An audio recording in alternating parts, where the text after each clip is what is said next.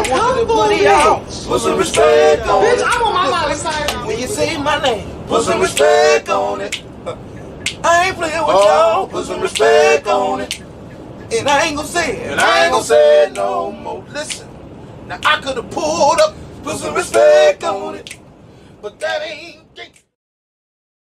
Hey everybody, what's going on? It's your boy Aaron Wilds Out TV coming to you guys with another video.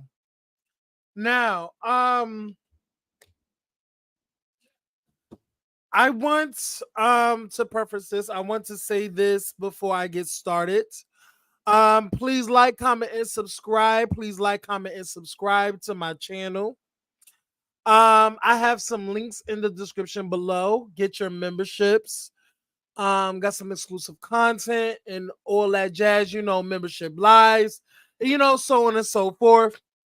Follow me on all of my various social media links, and also follow my backup channel.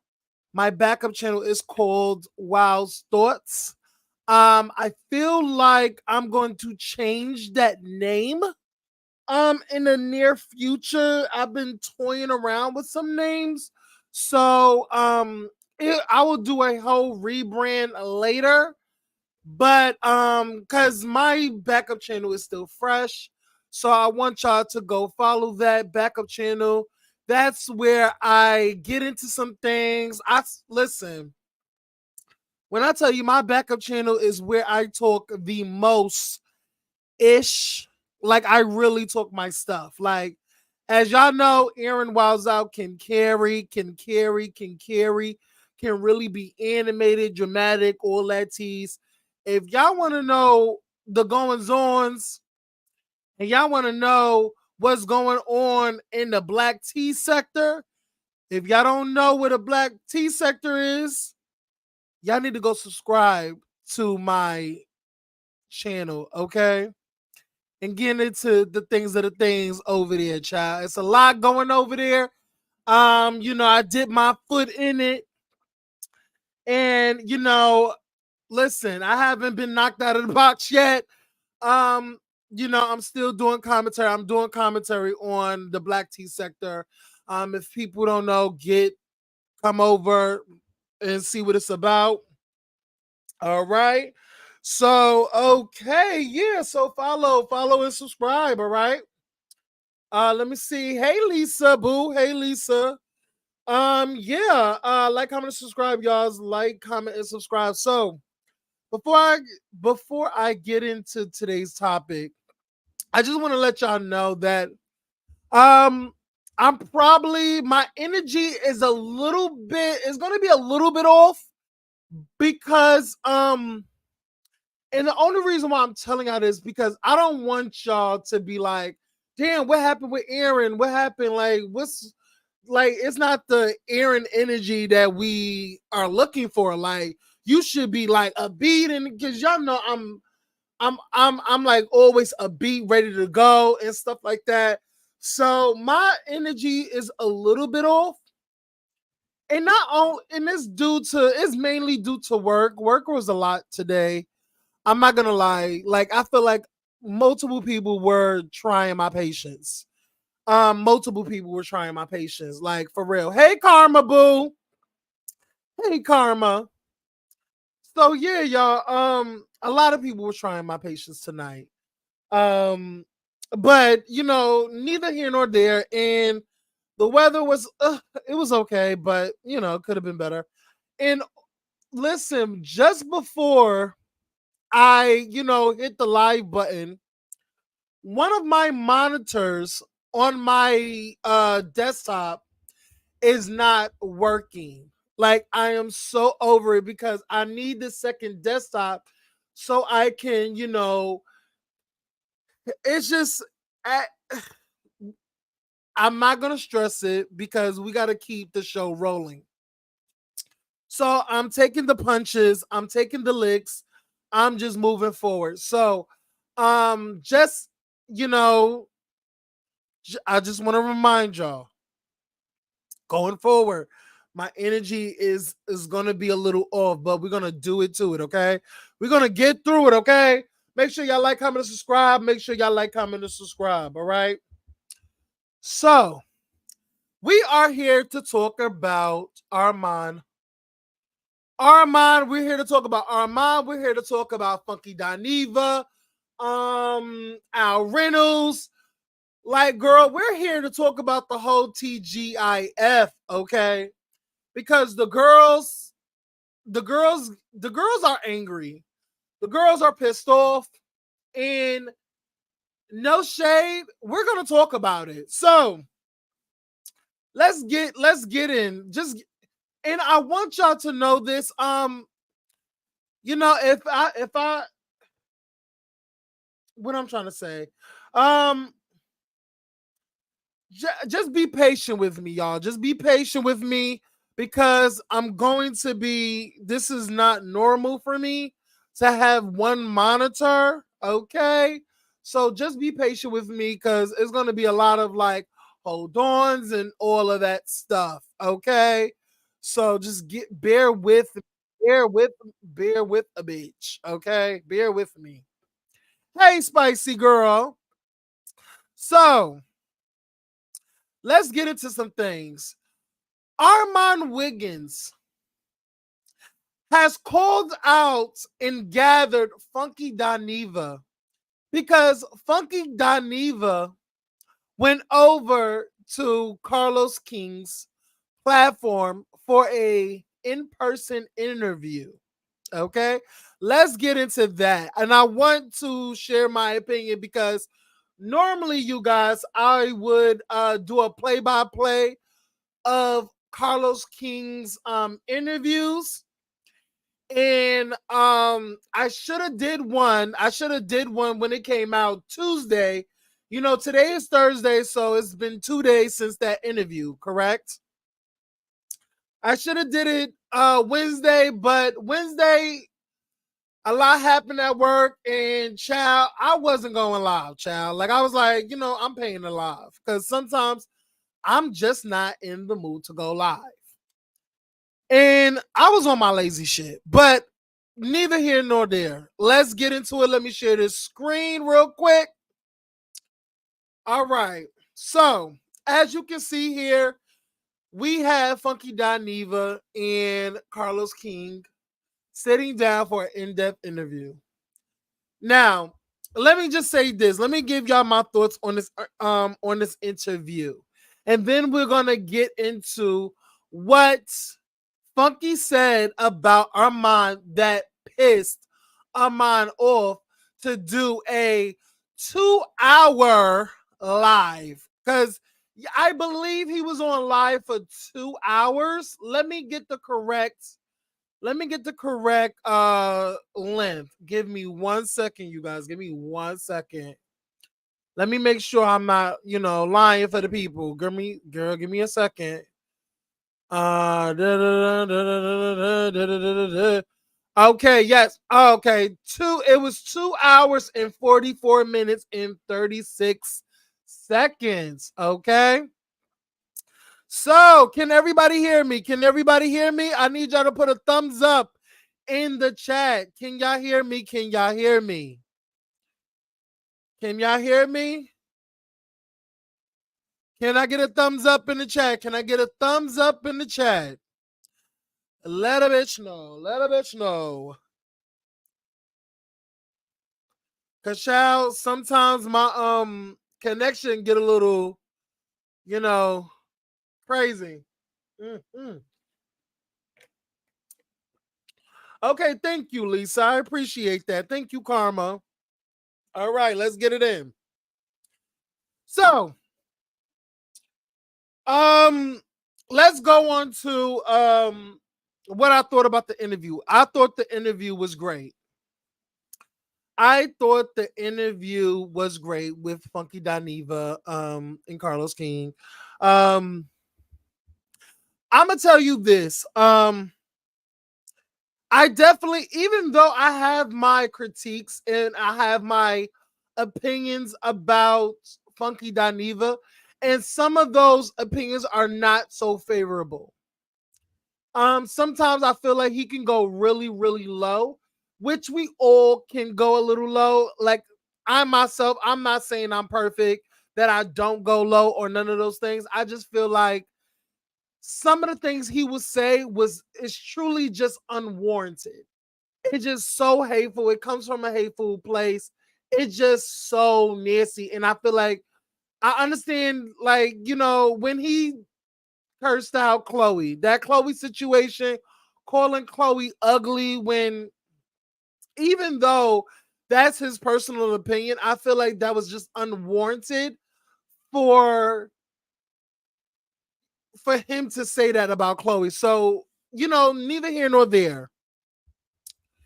I felt the interview was really, really good. He put some things in perspective, told him about his told the viewers about his life, about how his mother, his father, accepted him, and at one point in time, his mother kind of shunned him for being, homosexual, gay or whatever. And basically, she came around, and I think any conversations has to do with mothers really makes me emotional, because when they were both talking when Funky Dineva was talking about his mother, and y'all already know that my mother, if y'all don't know, is that my mother has been dearly departed from this earth for about 4 years now. She passed in 2019. um it was a lot to deal with. I have never cried so freaking hard before in my life, and it still chokes me up.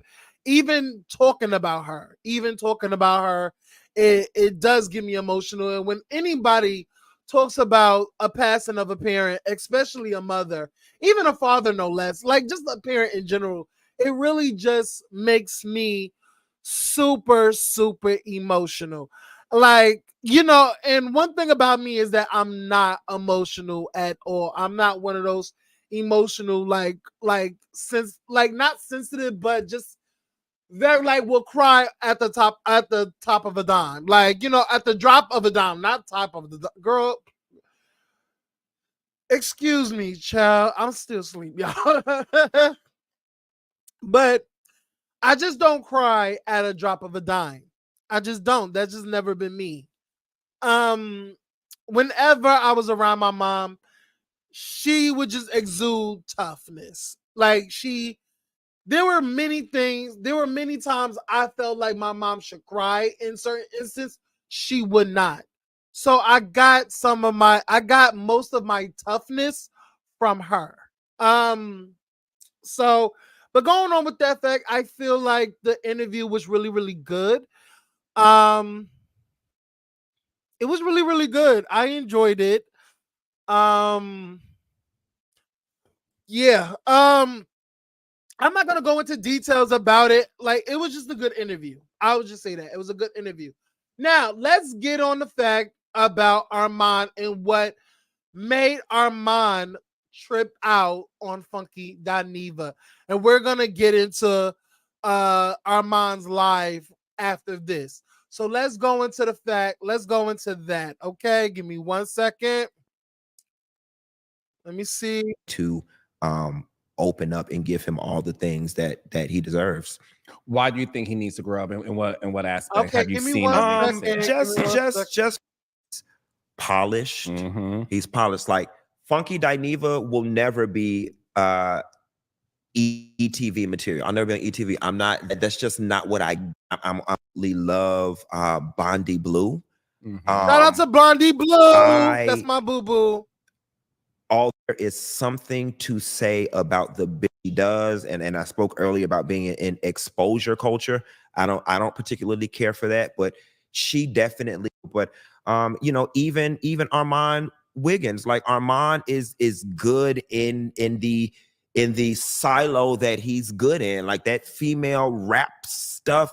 He's good. That was why, when I made my departure from Fox Soul, which is perfect segue, because I'm sure that's where we're going. I'm sure, you know, but that was why I was like, you know, this guy is good. And I don't want nobody on YouTube to get mad if I left anybody's name, and I don't want y'all to think I'm being shady. I'm going to be very honest with you, Carlos. I do not watch other YouTubers at all. Oh, I know that for a fact. Okay, I don't at You all. never have, though. I don't, and move believe forward. you be on my platform and then end up like saying your catchphrase. Beautiful. I would. Too. She is. I up and give him all the things that he deserves. Beautiful. I would. Too. She is. I Yeah. would like to see Armon mature a little bit so he can really get everything that the universe has for him. And you know, I'll say it on camera because I'll say it to his face. Armon, you do need to grow up a little bit. You need to grow up. Child, this face, first of all, when we gonna get into it, child. But Armand did not like the fact that Funky Dineva called him immature. So put a pin in that, and let's have Funky Dineva finish his thoughts about Armand, okay? Because we're gonna get to Armand, okay? Trust me.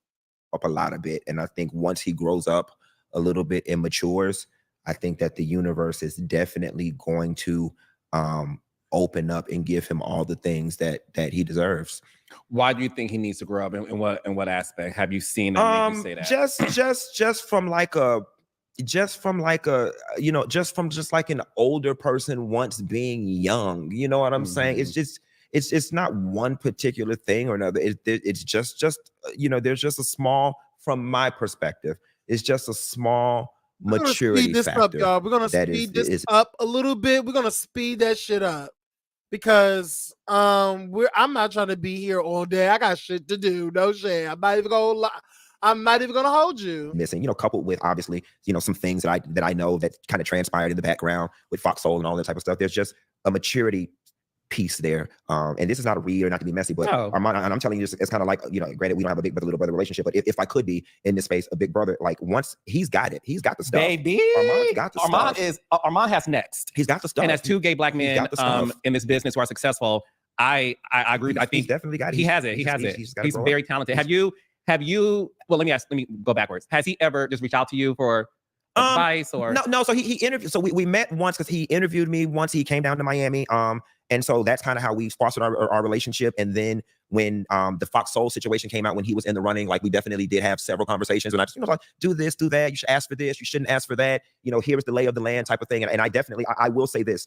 I feel like in that situation, I did for him what I would want someone to do for me at a job. Like I was like, here is the official handbook on how to do the job. And then here is the unofficial handbook. Here is all the backstory. Stay away from this bitch. Don't talk to this one. Watch what you say in front of this one. Ask for this, ask for that. Don't do this, don't do like, I literally gave him all of my experience.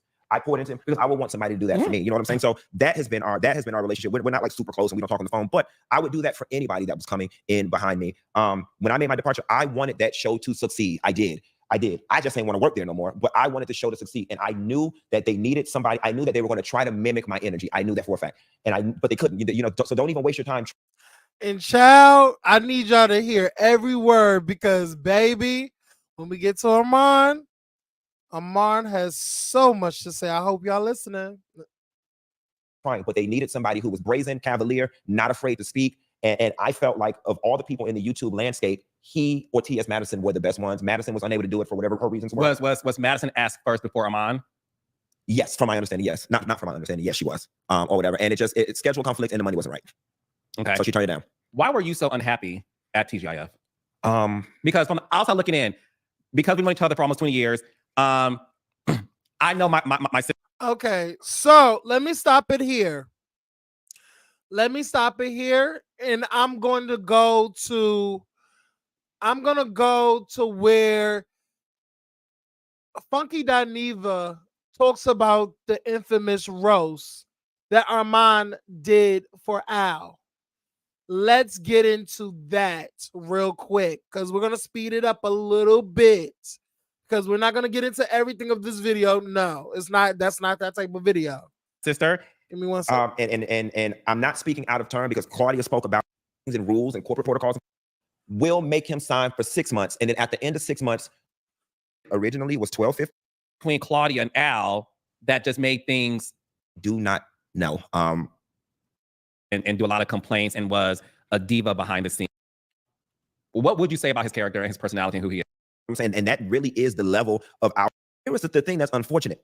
There was the space was wide open, and I'm not being cocky. I'm not being per se. Ain't got shit to do with what's going on right here. Oh yeah, we can say, oh, well, yeah. that was messy. Yeah. Oh, That's no, what talking because about. Yeah. Make 5. You know what I'm saying? Keep all the money.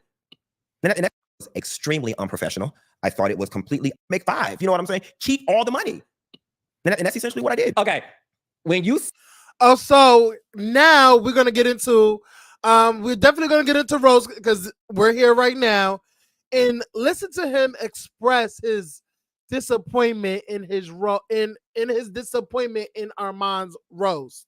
Let's get into it, y'all. saw Armand's roast, Hey, to Al. dispatches. what was your first thought? A battery Hey, was put in booby. his back.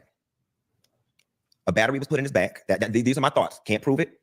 Don't know for a fact. I thought a battery was put in his back. I thought it was deeply personal. I thought it was extremely unprofessional. I thought it was completely I thought it was gross. I thought it was gross. And the reason why I thought it was gross is because obviously in having had work there, a lot of the things that he was saying, he had not even been there long enough to experience or even know what the fuck he was talking about.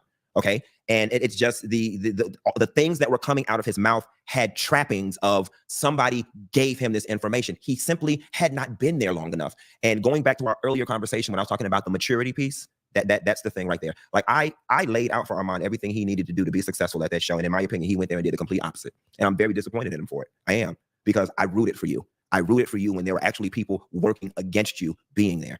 And I informed him that there are people who don't want you there. There are people who are going out of their way to not have you here. Told him who the people were and everything. And then I told him everything you need to do to be successful there. And you went up there and drank the Kool-Aid and got lost in the sauce and did the complete opposite. And if I'm being honest, was a major contributing factor as far as I can see as to why the shit got canceled.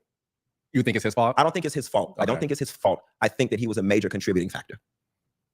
That roast was just, in what world do you go to your job and do that? A mature person who was looking at the future of the collective, the show, and the energy of 3 people who have to get along, a mature person would have never done that. They simply would not have done that. You can't tear up the chemistry. There was no bouncing back from what was said to Al in that roast. And not that you're speaking for Al. We all heard when he called you baby. Mm-hmm. And the reason why, again, guys, you guys have proof he's not messy. A messy bitch. Okay, so we're gonna stop it right here, and because the rest of that shit is irrelevant. So, y'all, everything that he said was to demean and belittle Arman. Notice how he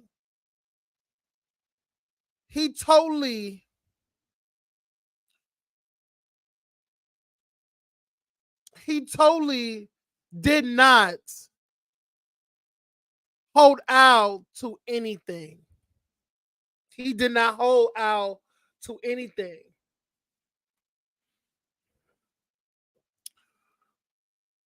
He basically let Al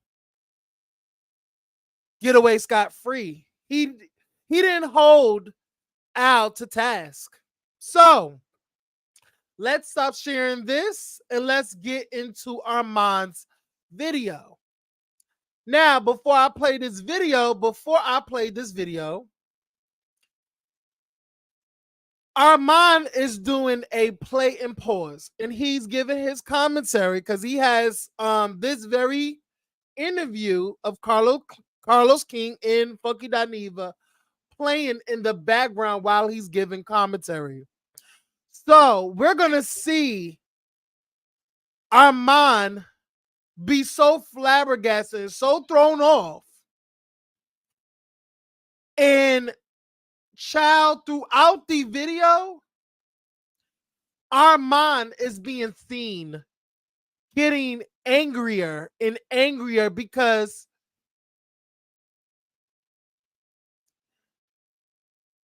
Funky Dineva did not say these things to him. Some of the things that Funky Dineva said in this interview, he did not say to Arman. He did not. So let's get into that video because, baby, Arman spilled some tea on not only Funky, but he spills tea on Al's messy ass ways, his flip flopping, backpedaling, and pussy popping. He exposed a lot. Even the behind the scenes drama with the showrunners, the producers, everybody at Fox Soul, and everything that went on over there. So let's get into that real quick. Let's get into that. Share this. Let's get into it. And that's essentially what I did. Okay. When you saw Armand's roast to Al, what was your first thought? A battery was put in his back. A battery was put in his back. A battery was put in his back. From who? From who? From who, bitch? Who? You? The one who gave me all the tea? Hey, Bryson. You? Grandfather mentor with the legs crossed? You? Because up until this point, you was telling me everything. Who put the battery? You? Al? Claudia? Y'all, he didn't say nothing bad. Girl, a battery was put in my back. If you really want to know, you really fuck with me, you would have called me. Y'all believe that bullshit on the comments. Here we are. Let's cook. A battery was put in my, and I'm gonna show you the battery that was put in my back. I got you, don't worry. But what I'm telling you is, you just jump out and put out and say a battery was put in my back? Nigga, what? Who you, like, don't play with me. Who, by you? By you? You was the one giving me, remember, you tried it. Remember, according to you, you called me and told me not to, well, her, him, this before I got the job. So you was planting your battery and you was supposed to be outside of the show. A battery was put in my back. Was it your battery or was it theirs? Who battery was it? Oh, see, but I'm learning it's only okay when she operating the batteries. Then that's when it's justified. When he operating the batteries. No, the problem is, can't nobody put a battery in my back. That's why we here. A battery was put in my back. Okay, let's go. A battery was put in my back. Okay. A battery was put in his back. These are my thoughts. Can't prove it. Don't know. But you can't prove it, but you just gonna say some bullshit. You can't prove it, but you just gonna choose to say some bullshit. You can't prove it, but you're gonna choose to say some bullshit, and I'm supposed to be like, yeah, Funky was pretty chill. You're gonna choose to say some bullshit right now. I feel it. You're going to choose to say some bullshit. When you don't have any proof or any evidence, but you're choosing bullshit right now.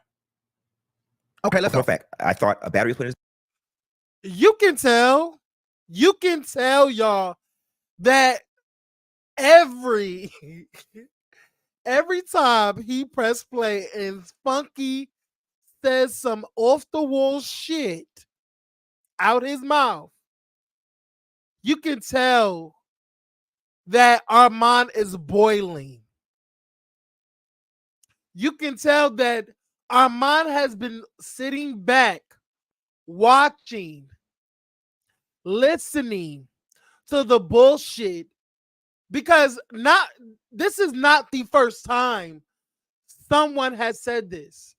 I also did a video and basically blamed Arman.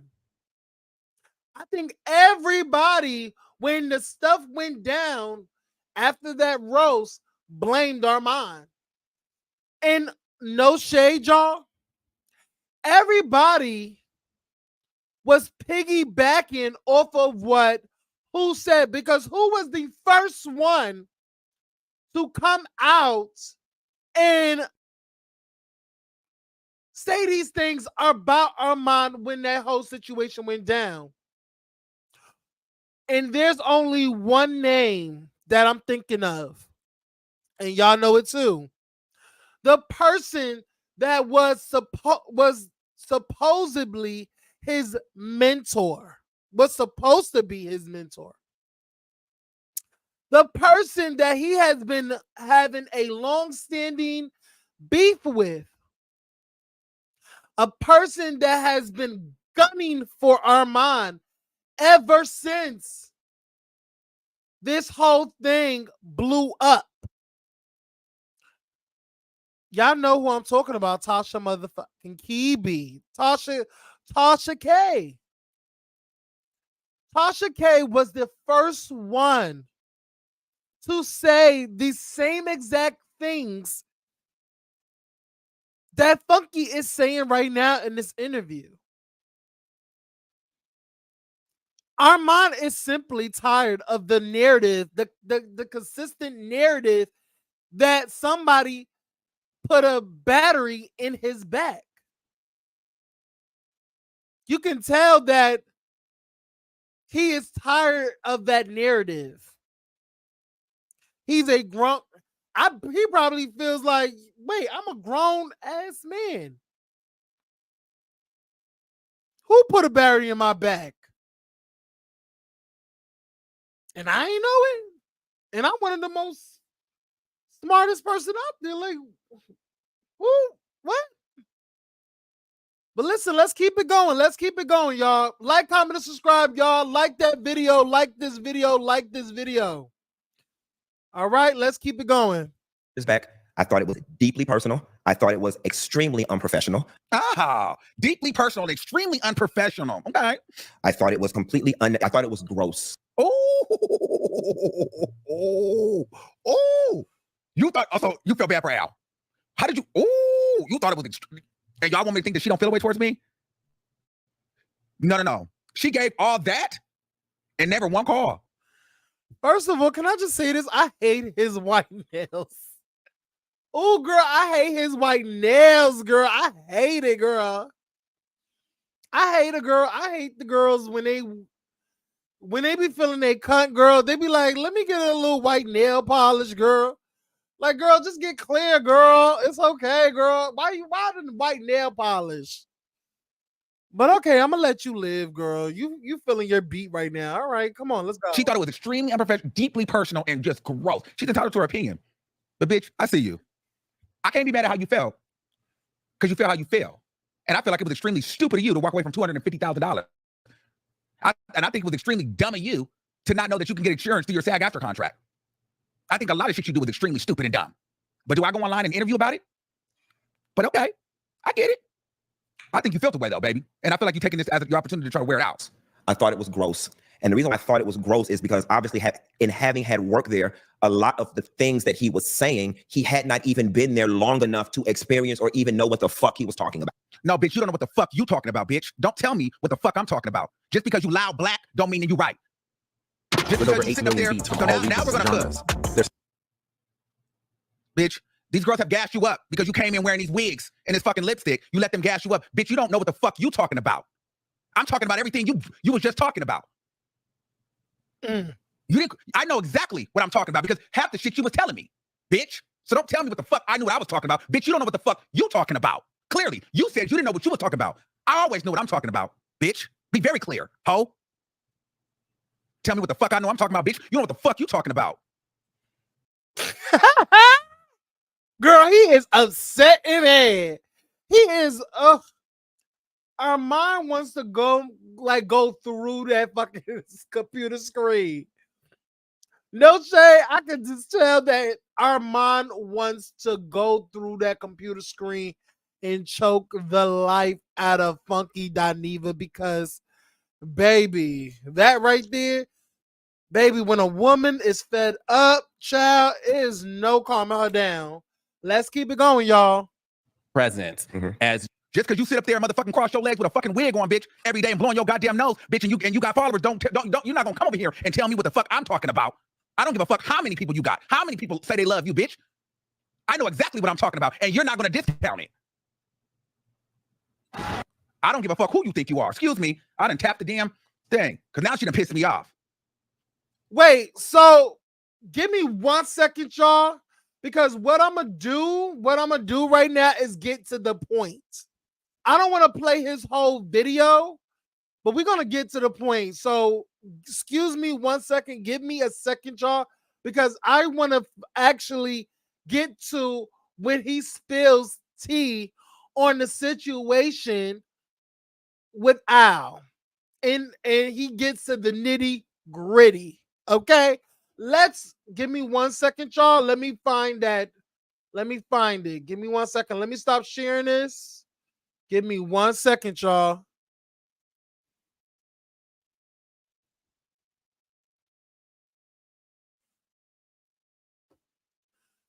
Give me 1 second, y'all.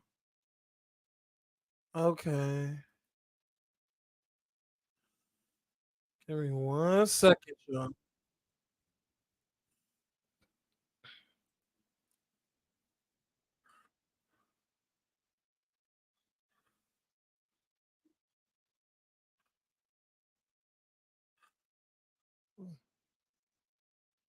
Give me 1 second.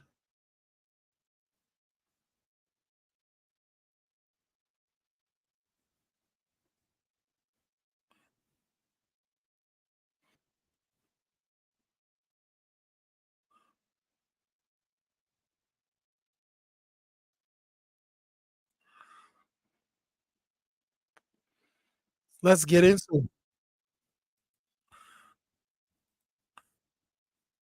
Okay, there we go. There we go. There we go. There we go. Let me share it right now. Let's get into it. Got it. Let's get into the fact because he exposed a lot that Al was doing behind the scenes and the trickery, the backbiting, and all these nasty, cunning ways that Al was doing to both Claudia and Arman Wiggins, because it was really about Al and Claudia. He expressed that he was just collateral damage. He was literally, Arman was in the same boat as Funky, being in between two people who did not like each other off of somebody. And then we also going to get into when Claudia hits that panel and we find out what really jumped it off between Al and Claudia. We're gonna get into that. We're gonna get into this first, and then we're gonna go on to that. Let's get it, y'all. You didn't know what you was talking about, and I was going to let you make it. I said, oh, Now I don't like that. this just did not have to be like. I don't like that. Yeah, we getting there. We cooking. We're getting there. I didn't know what I was talking about. Nah, bitch, I'm gonna show you what I'm talking I about. was disappointed in I'm everybody. glad he I'm wasn't like, drinking y'all too, y'all. Said, based on what we heard out of his own mouth. When it comes to got lost in the sauce and did the fuck he was talking about. Okay, and it's just the things that were coming out of his mouth had trappings of somebody gave him this information. Who gave me information? Bitch, what information did I need to know? It wasn't you, or was it you? Who was it? Al's a liar? He's a manipulator? Joyce is a liar? Who needed to tell me that Al was going around telling people that I went on dates with the producers? How long did I need to be there for that? How long did I need to be there to know that Al was saying that me and my nigga was fucking the producers? And you know he said that. I know you know. Why you sitting your ass up there cross-eyed, cross-legged and shit? Bitch, don't play with me. Child, that was T.I. Child, when I tell you, when he said I was telling the girls, the people at the top, that Arman was producers in his dude,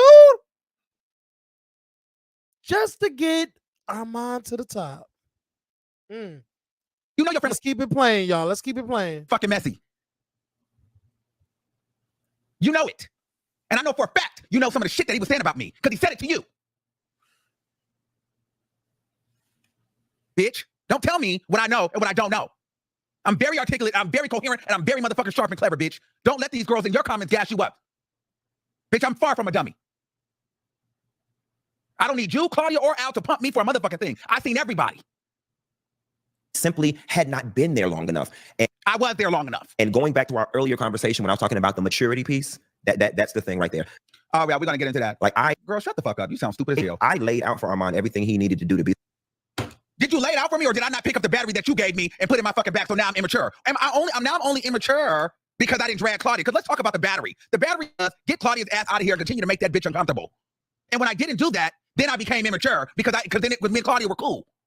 Then I stopped hearing from him. Then Al started acting funny. Let's be very clear. Y'all didn't want me to like Claudia. When I started fucking with Claudia, then I became immature. Let's just call a thing a thing. That's what the battery is, right? The problem is I didn't take your battery and run and terrorize Claudia alongside Al. That's what you wanted me to do. But no, I sat back and I seen it for myself, and I realized, whoa, this motherfucker's a weirdo.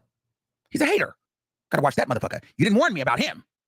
You tried to warn me about Claudia, but you didn't warn me about the insecure asshole that was gonna try to get me fired and put all the damn rumors out against me.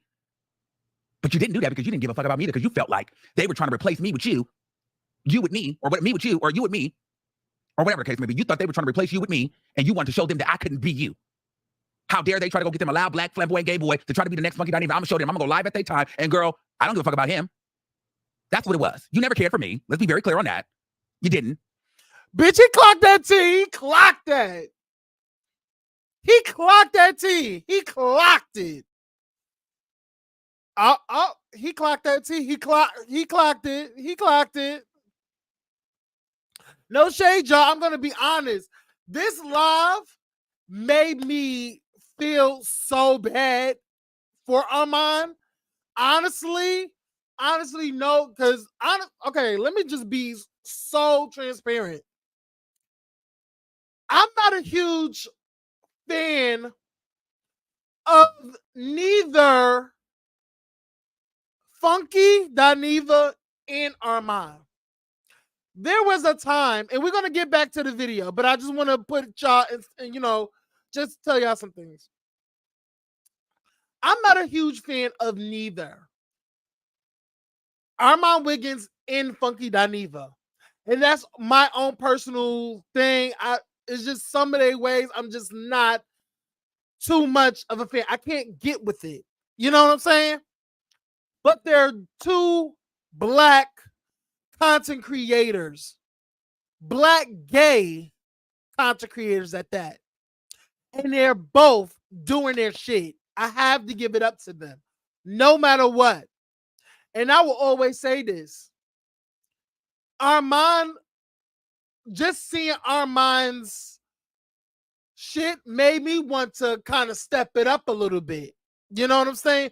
Step up my shit, step up my streams and shit like that. Like he made me want to do that. Like I look towards the way he was getting it going and stuff like that. Like I look towards him. I was like, oh shit, I want my little setup to be like that.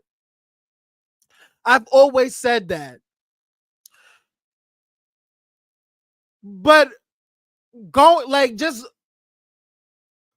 literally watching this video made me feel so bad for Armon, and watching and throughout the video, you're gonna hear we're gonna get into like his emotional breakdown, like his breaking point, where in this video he breaks down. Like he was so frustrated at the fact that a lot of people kept riding him and jumping on him and just putting the blame on him. Like he was the reason for the dismantlement of TGIF. There was a lot of people going at Armon. Me included. No shade, because y'all know I have my own, listen, I don't necessarily, I respect his come up. some of his choice words and some of his, what can I child, I'm trying to put it in, I'm gonna just come out right and say it. Sometimes I feel like Armon can pussy pop and backpedal. Like he can backpedal and pussy pop. Like I feel like sometimes his opinions, he flip-flops on his opinions to cater to somebody who is hot right now. Like he loves to cater to who's hot right now. If you're not hot right now, then he goes to the opposite side of who's hot. And I'm not gonna expand on that. Y'all see it because you know his content is female rappers. At one point in time, he was dissing Nicki like crazy.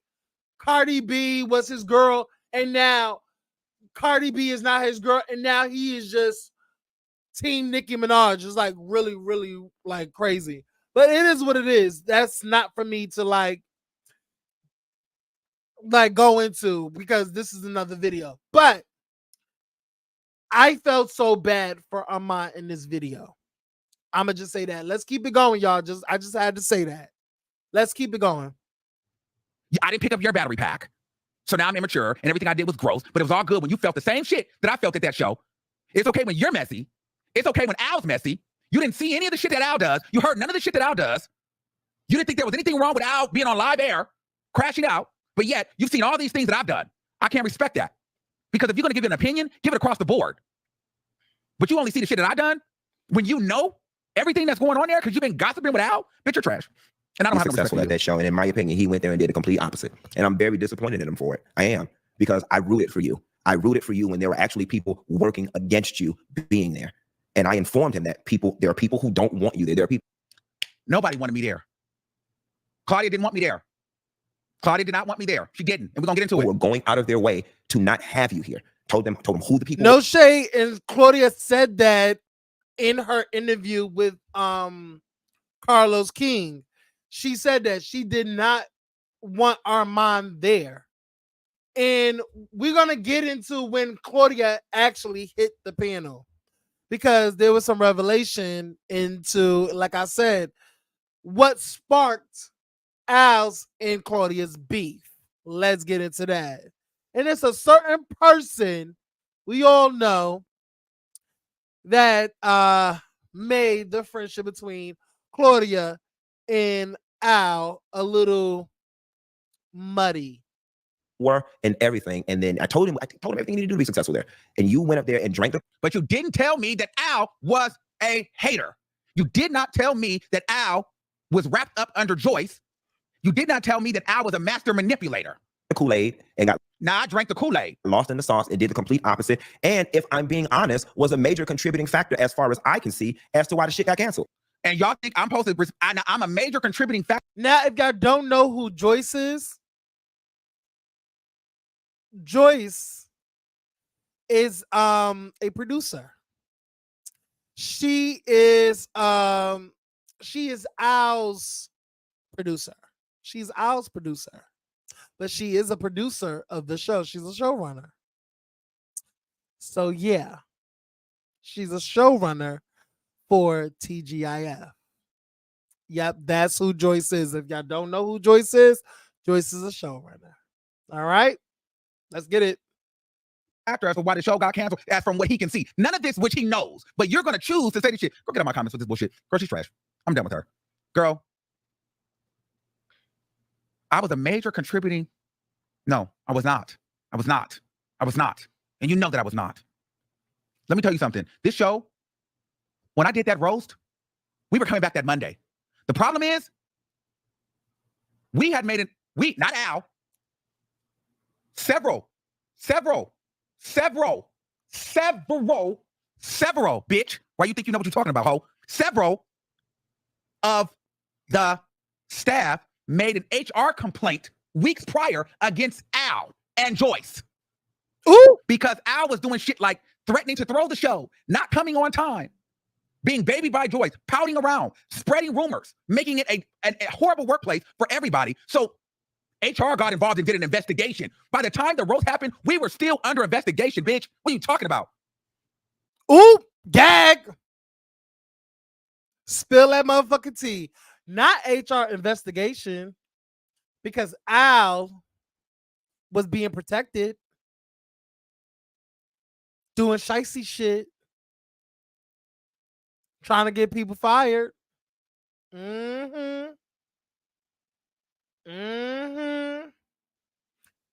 Armon let it all out because, baby, Claudia was not gonna say nothing because she has been in the industry for years. So she's like, listen, I'm not even gonna tote that.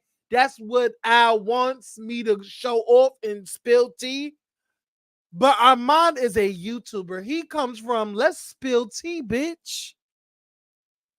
And I'm gonna do it on my own platform. Baby, this first of all, let's get into the fact that this video accumulated, and it's only a day. It's only a day. Armand has accumulated 125,966 views since he put it out yesterday. I don't know what time, but baby, just look. 8,000.5K likes. This shit went up. He spilled tea that nobody knew about. He unveiled the girls. He pulled the curtains back. Let the girls peek in a little bit. Matter of fact, fuck that. He took the fucking curtains off. And he showed out. He spilled tea, bitch. Bitch, when I heard this, y'all, I was like, oh. Tell us more. Cause no shade. I mean, the girls already didn't like Al. No shade. He's a new queen on the block. He's been a queen, but he's a new queen on the block. He's an elder queen at that. Cause the elder. Listen, I'm gonna tell y'all this about the old queens. The old queens don't like the young queens, and they feel like the young queen needs guidance. And some of them do. But sometimes the old queens being they motherfucking fifis and start playing tricks for kids and do this messy shit in the gay community.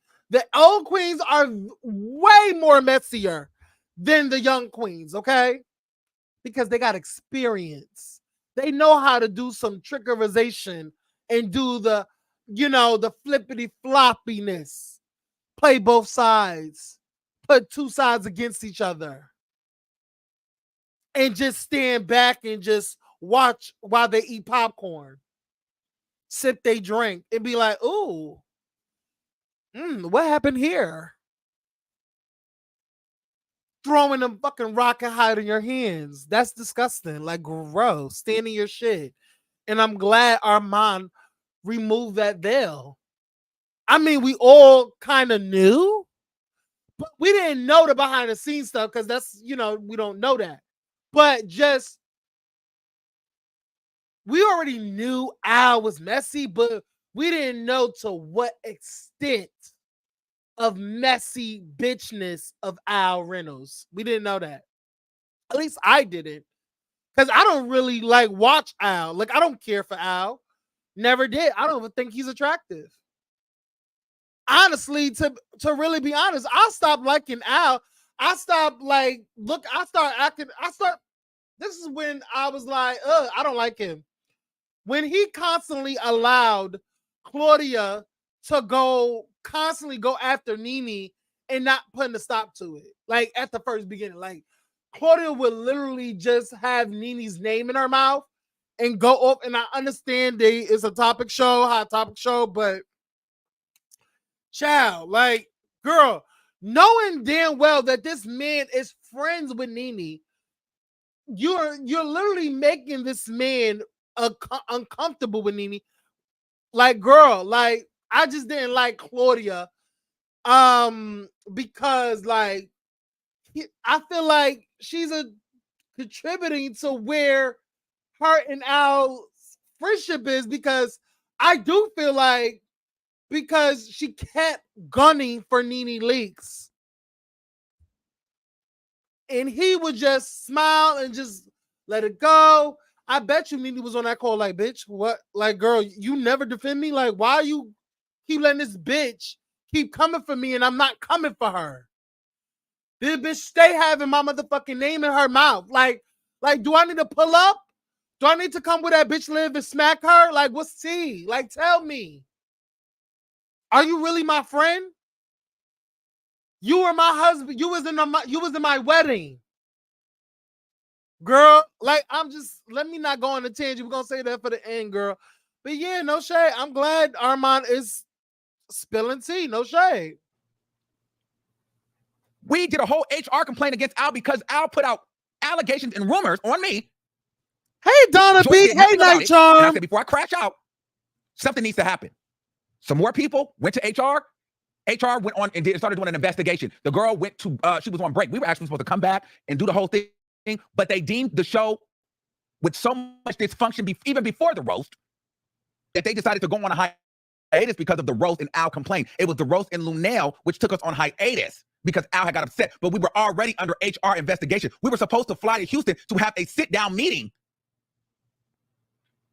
because Joyce would not control Al. That's what happened, bitch. Just running your fucking mouth. Drops the motherfucking mic. Joyce, the showrunner, could not control the fuck out of Al in her messy ways. Could not reel that hoe back in. Drops the motherfucking mic. Oh, it was because of the what's Andell and Cisco's grandmama and Al's child. It was a lot, child. It was a lot, girl. The girls was just being messy. The girls was being messy, being nasty to each other. Girl, the girl went to HR and complained, girl. You think it's his fault? I don't think it's his fault. Okay. I don't think it's his fault. I think that he was a major contributing factor. That roast was just, in what world do you go to your job and do that? A mature person. Yes, y'all, hit the like, hit the like button, hit the like button. Okay. It does justice for my channel. Okay. Keep hitting the like button. Share this video. Let your mama, your daddy, your cousin, your uncles, your aunties, your favorite babysitter, your teacher, your gym, your trainer, girl, tell all of them to like and subscribe to my channel. Share the video, y'all. Let's keep it going. Who was looking at the future of the collective, the show. And bitch, you know there was no future of the show. You told me on the show, girl, once they got rid of S&P Hey, standards and Christina. practices, girl, the show was going down. Girl, you knew the show was going down because you quit the show because, girl, there was no direction of the show. You knew that. You knew they wouldn't even give you a raise, so you knew the show wasn't going down. You knew the show wasn't coming back. You told me. You told me we're never getting off of Zoom. They fired standards and practices. Standards and practices is what make sure that's the legalese. That's like the lawyers and shit. Once they get rid of the standards and practices, that's not a good sign. They got rid of standards and practices my first week. You knew the show was going down. So don't play up here like I didn't do something right. And I'm gonna give it to you. And the energy. Child, not standards. They got rid of standards and practices, bitch. I gag. Girl, not standards and they got rid of standards and practices. Girl, y'all do. First of all, that's a red flag right there. Like you said, that was a red flag right there. You know we wasn't coming back, girl. It had no direction. The girl saying that the show had no direction. It was funny. Girl, first of all, I never watched anyway. The only time I ever watched it was the clips that went viral. You know, shit. I never watched the motherfucking show. Never caught a lie. Hey, LaToya Johnson.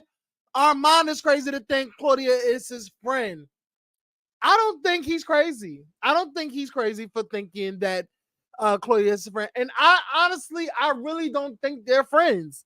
I don't think they call each other consistently.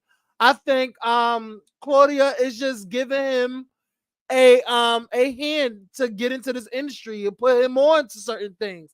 I think Claudia feels bad about the treatment that Armon is receiving. And we're gonna get to Claudia's call, but I really do think Claudia feels bad that she plays a contributing factor into why people feel this way about Armon. That people think that Armon is the contributing factor for the dismantlement of TGIF and a slew of others.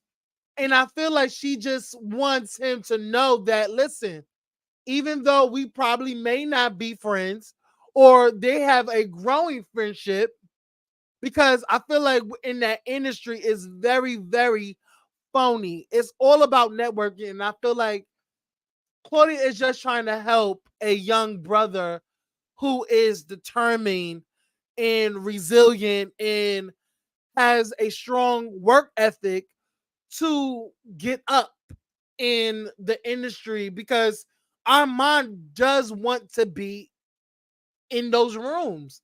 He wants to be with the who's and the what's and doing this and having these opportunities. That's what Armand is gunning for. He wants to own him. He wants to own the room. He wants to be in these spaces. I feel like he's doing a great job. Like you got to put yourself out there, and by Armand even going to Foxo, and then he also says in this video that he didn't get 250 like Funky Dineva. Guess what he was making, y'all? He was making 70 bands. His contract was for 70 bands. He was not making 250. They lowballed him. And then not only that, you got the drama between Al and Claudia, and you're in the middle, and they're feeding you information about the other party. You're trying to literally do your job and try to get ahead and try to go to that next level. Guess what, y'all? And I think he's going to get into it.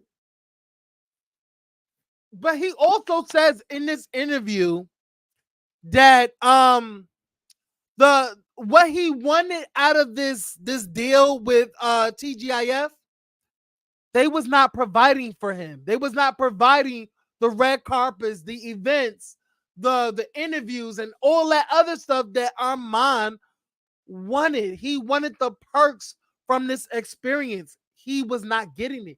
All he had was the $70 that was just low as shit. He wasn't making the money that Funky Dineva was making. He made 70 bands. And after taxes, he said it was damn near not even 10K. And when he said that, my heart was crushed for him. And honestly, he didn't even want to do it at first. His mother said, baby, just do it for 6 months. You're going to get this, you're going to get that. You're going to reap the benefits of this. And he's not reaping no benefits. He didn't get shit out of the deal. All but some fucking drama and people spreading rumors about him. That's the gag. 3 people who have to get along. A mature person would have never done that. They simply would not have done that. You can't tear up the chemistry. There was no bouncing back from what was said to Al in that roast. And not that you're speaking for Al. We all heard when he called you baby. And the reason why, again, guys, you guys have proof he's not messy. a messy bitch would have made sure that I got the exclusive. Al is on. I keep telling him I'm live, and he keeps talking. You literally said, "Stop! I'm live. I will call you back." Obviously, he was upset based on what we heard out of his own mouth. When it comes to that rose, I honestly was like, okay, it's a rose. Because again, I don't know the history or whatever. I don't watch TGI. I did not watch TGIF enough to know that a lot of that was rooted in reality. I just thought like it was grossly exaggerated until I was informed that no, motherfucker, a lot of that was all of it. Yeah, all of it. Like it was like, yeah. When you learned that it was officially canceled, what was the first thought that went through? Like, was it a thought of sadness or I told you so, bitch? Or listen, I'm human. I'm human. I have natural emotions. Vindicated. That's all you wanted, bitch. Like, stop. You was happy that it didn't work. You're a weirdo. And I don't give a fuck. You know, my first response was, we had them hoes, gave me my $250. The shit wouldn't have been canceled. I'm just keeping it real. I had them hoes. So it's okay for you to be messy and petty and childish. It's okay for you. Bitch, shut your ass up, ho. You a hoes gave me my $250 and put me on the damn health insurance. The shit wouldn't have been canceled. That was my first thought. He is, first of all, Arman is calling Funky out on his hypocrisy. Fucking hypocrite. Arman is literally saying, bitch, how can you call me immature? But you were, oh, this is what you wanted. You wanted this show to fail without you. You wanted the people to say, if they haven't gotten rid of Funky Dineva, the show would have still been on. It's just gratifying. It's just gratifying, satisfying. Bitch, I can't even talk, child. It's a gratifying emotion. Like it's that's satisfying gratification that they needed you. Child, y'all know I be tripping up on my words, child. Because I feel like I'm saying it right, but I feel like when it comes out, I'm fucking it up. Like in my head, I'm like, am I saying it correctly? Because I feel like I'm gonna fuck up the word. Y'all know, child. Like I be like when I come out with that word, I'm like in my head it comes out right. In my head it's right, but once it comes out, I'm like in my head like, bitch, I don't think it's gonna come out right. Like what the fuck? But anyway, y'all, let's keep it. It's just instant gratification that he wanted the viewers to say, to tweet, to post on Instagram, on all social medias, TGIF needed Funky. Arman just literally told y'all, like, yeah, it was never about, oh, I'm gonna come back, I'll come back, whenever I do it. No. You liked people saying Funky was TGIF. TGIF needed Funky. That's what you liked. You liked the pleasure of hearing that on a consistent basis. That's why you went live the same time they went live. And that's what it is. Let's keep it going. You know what I'm saying? And then the second was like, you know what I'm saying? Damn, this just did not have to be like, I was disappointed in everybody. I'm like, y'all let the shit fall apart in 5 damn months after I left, 5 or 6 months. And then coming off the roast, I'm like, this shit just didn't have dumb reason. I get hired onto the show. I'm going through the audition process. I wasn't even going to do the show because I was like, I don't want a problem with Funky Dineva. I don't want to be the midst of that. I just got my studio. I didn't even want to do the show. I didn't give a shit about the show. I didn't want to do it. Then they say, no, you're good. You should try. You should do it. I'm like, okay, let me try it. They seem to like me. Don't laugh at me, Spicy. Like, child, that's how I am, girl. That's how I am. I cannot help that, girl. I can't help that. But let's keep it going, y'all. They offer me the contract. I get on the show. I'm really not about to do the show. I say, because the numbers come back, and it ain't $250,000, bitch. How about it's $70,000? Let's start there. I told you. All you bitches running your mouth like I got 250, bitch. I'm not stupid. And Dineva, you knew I didn't get 250. So you sit up there and gaslight it like, oh, I fucked up 250. Bitch, I pitched 70 bands on my YouTube channel without even trying. That's what my contract was. You bitches out here running your mouth. I didn't get paid $250,000. Bitch, I got times less than everybody on that show. Start there. Let that sink in, bitch. Why y'all in my pockets? Let's start there. Why you hoes is in my pockets? So I didn't get $250,000. So I didn't just fuck up $250,000, which actually I had to work double. I had to make sure I worked Foxhole and my YouTube just to make sure that my ends met, because it was taking time, because I had to do that 5 days a week. I make more money sitting here than I did there. And I told my mom, I said, I don't want to do it. She said, son, do it. I said, no, I don't want to do it. Mommy, come on, it's going to take away from my time. I just got my studio. I don't want to do it. She's like, do it for the 6 months. I said, you know what? I probably will do it for the 6 months because it can give me some brand recognition and maybe I can grow and put me in places that I've never been before. Boom, get on here. I don't even have a welcome call.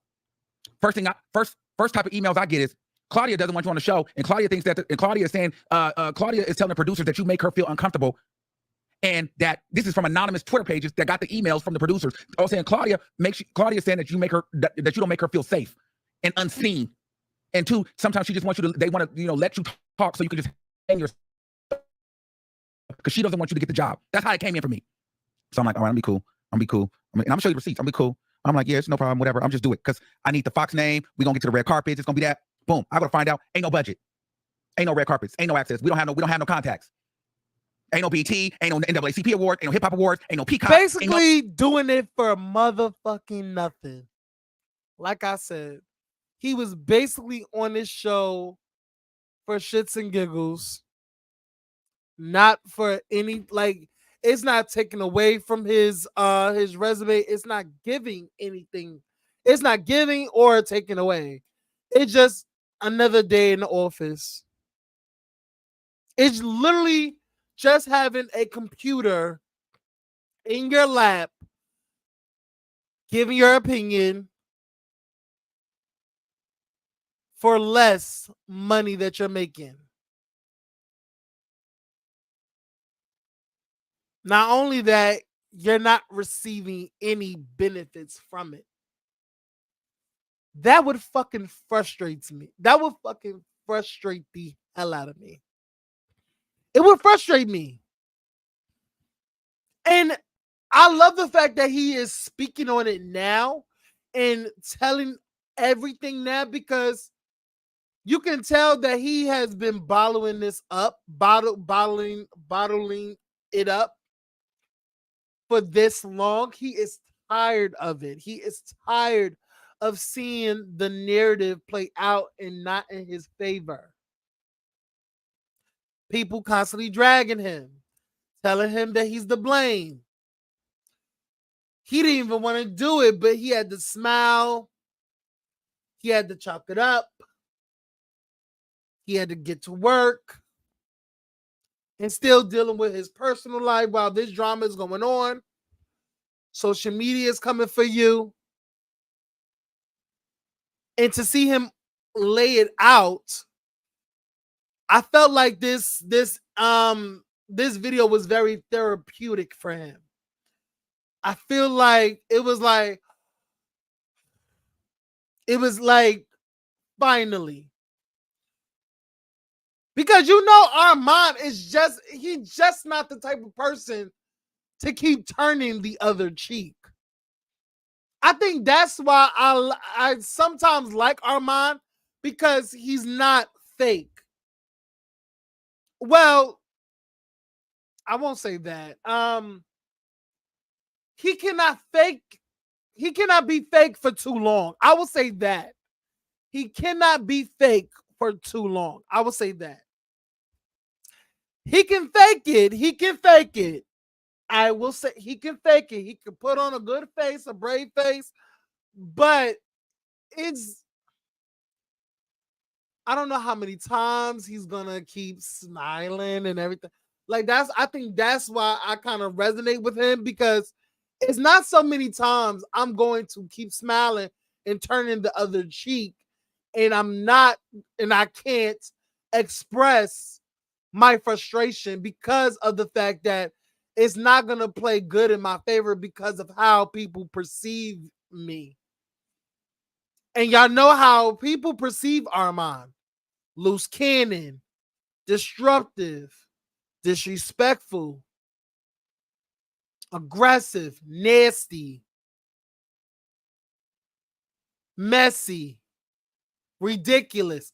All of these adjectives that describes Armon.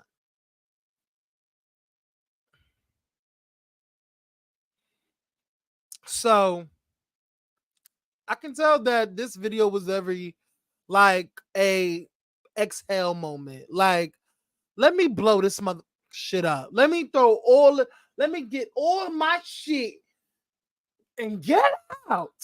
Yes. He did a Bernadine on a hoe. Yes. Oh, nothing. Then I go to find out, bitch, Al is paying for all of his shit to go with the mic flag, girl. You gotta buy your own cameraman, you gotta get your own press pass, you gotta apply for all this shit on your own. So now they don't even have no access. So now I'm taking a pay cut, and I don't even have access. They don't even have no connects. I agree, Night Charm. It's like when he did that video where he finally spoke on Jason in his time with him. Yes. And y'all know that freaking that live was epic. You know what wasn't epic? Because I thought about it. Like, girl, you bought the book. Why are you burning it? Like, that was just kind of weird to me because you actually bought that book. So why are you burning a book that you spent your money on? I mean, that was just me. I mean, you know, hey. All right, cool. That's fine. I signed up. I'm gonna finish it. It's cool. I'm gonna finish it. It is what it is. We might get in studio. We on Zoom, but it's every day. But Claudia don't like me. Shit is weird. She liking posts. She doing interviews. I'm having to go off because I'm like, no one ever ushered me in. I never met the heads of nothing. They never even had a sign-on meeting with me and say, hey guys, welcome. This is the new host, Armon. I walked into immediately. Claudia don't like you. Here's a bunch of comments that she's posting, and then she's saying that you make her feel unsafe. And child, wait till we get into the receipts he puts up of just proving everything of the backbiting, the trickery of everything. Al's texting him, telling don't mess with Claudia, but then you also out with Claudia at the same time you texting him. It's kind of weird. But let's get into it. Let's keep it moving. What the fuck is this? Boom. I get a phone call from Al. How long you been cool with Claudia? I'm like, I don't really know. She's like, you see the shit she did? Don't trust her. She's a manipulator. Don't answer her phone call. Don't text her. Keep it very short and do every phone call you have with her on Zoom because she's recording it all and she's trying to set you up and Claudia will sue. She's a Karen. Don't trust her. So Claudia's calling me. Bitch, you thought I picked up that phone? Absolutely not. Bitch, I'm not about to trust you. I don't know what's going on. Bitch, I just walked in here and I'm getting emails. And because you bitches like receipts, I'm going to show you the emails that I was getting in February. Show them receipts.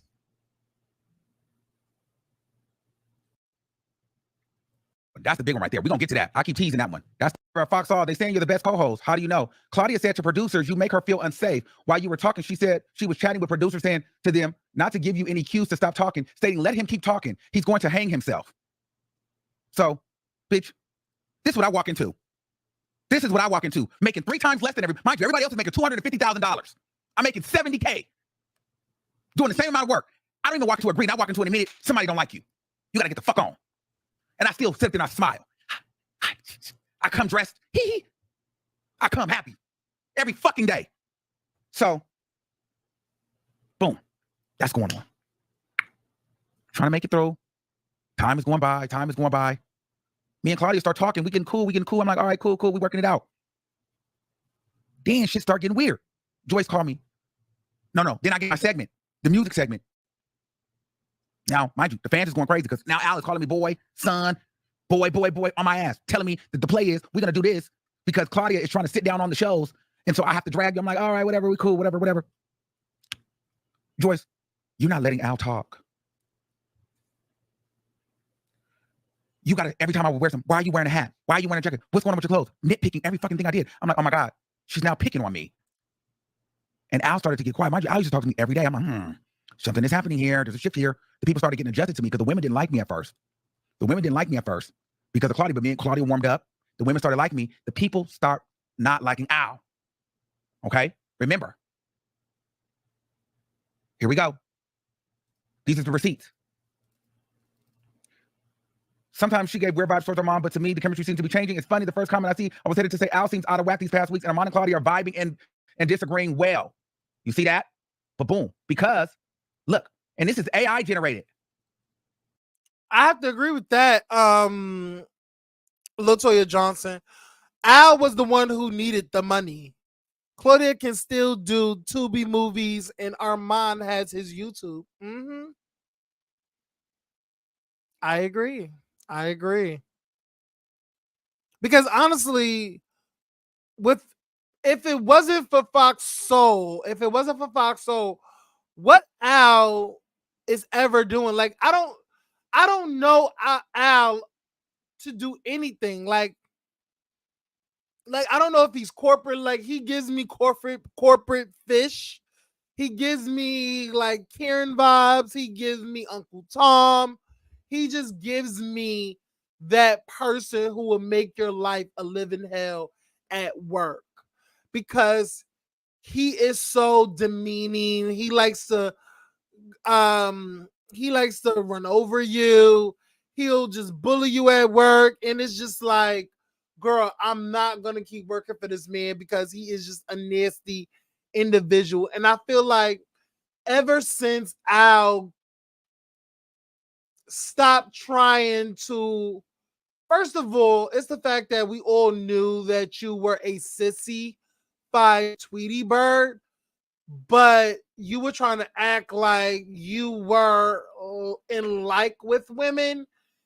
So I just feel like Al is at a juncture in his life where he's just going to be the most nastiest, huntiest, old, sissified Tweety Bird he can, because he probably never got to be that in the relationship with Star Jones, because Star Jones was that. I feel like Star Jones emasculated him, twisted him, kind of molded him into what she wanted for a husband.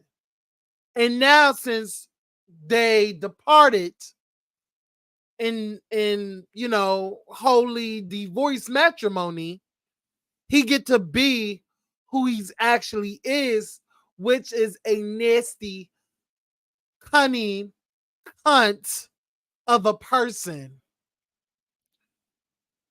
I feel like his queerness, sissified Tweety Birdness, his tinky toes, and his little jazz fingers is just very much like, I'm better than you. You sit and shut up. Yes, he definitely gives Spicy. I have to agree. It gives Donnie McClurkin vibes. It gives very like, nose up in the air. I'm sipping, the finest of wines.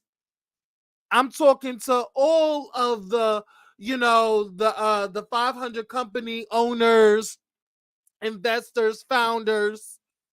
Like, girl, like, he can be in the rooms and not feel diminished as a person.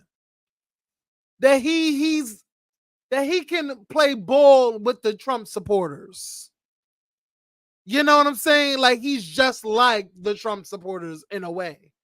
But yeah, I definitely have to agree. Like, he definitely gives that. Hey, Pookie 32, right, Aaron? Just like a grown man that missed out on their childhood, he gets to be the shady, immature, messy Quinn he missed out on being. Yes, no shade. And he always gave that to me. Like, he never got to be who he actually is with Star. And since his departure, like, he's going to live out loud in his truth. And his truth is, he's a messy, nasty, cunt ass hoe. That's what it is. But let's get into the fact that because Al was complaining to her that the comments were dragging him. And I was like, well, hey, me and Al cool. And I still sat there and I laughed and I keyed and I put my best foot forward still, because it went from Claudia to Al. I was cool. Claudia didn't like me. We made peace. Then I started battling Al. So when Funky Dineva talks about how he was caught in between the middle of their shit, so was I. I'm not allowed to be frustrated. When I listen, Dineva, me and you the only ones that are real YouTubers. I make money on my YouTube too. So they didn't show no growth for me. When I got on there, S&P got, first of all, they cut me down to $70,000. That was enough of a wake-up call for me. S&P was gone. They had no direction. We were never going in studio. I quickly learned that they had no access, no red carpets, no events for me to go to.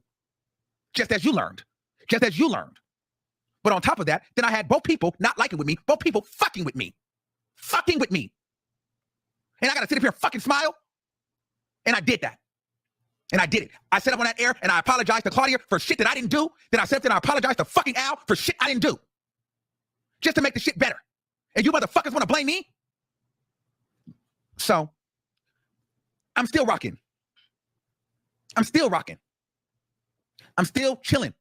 But I'm telling my mom, like, yo, mom, I'm not doing this. I'm like 6 months. Yo, you could really tell that, like, I swear to God, if the camera was not on him, like live, I swear to God, those speakers in the background will be tipped over. That mic will be shoved, okay? That drink will be downed his throat. That mouse will be on the floor.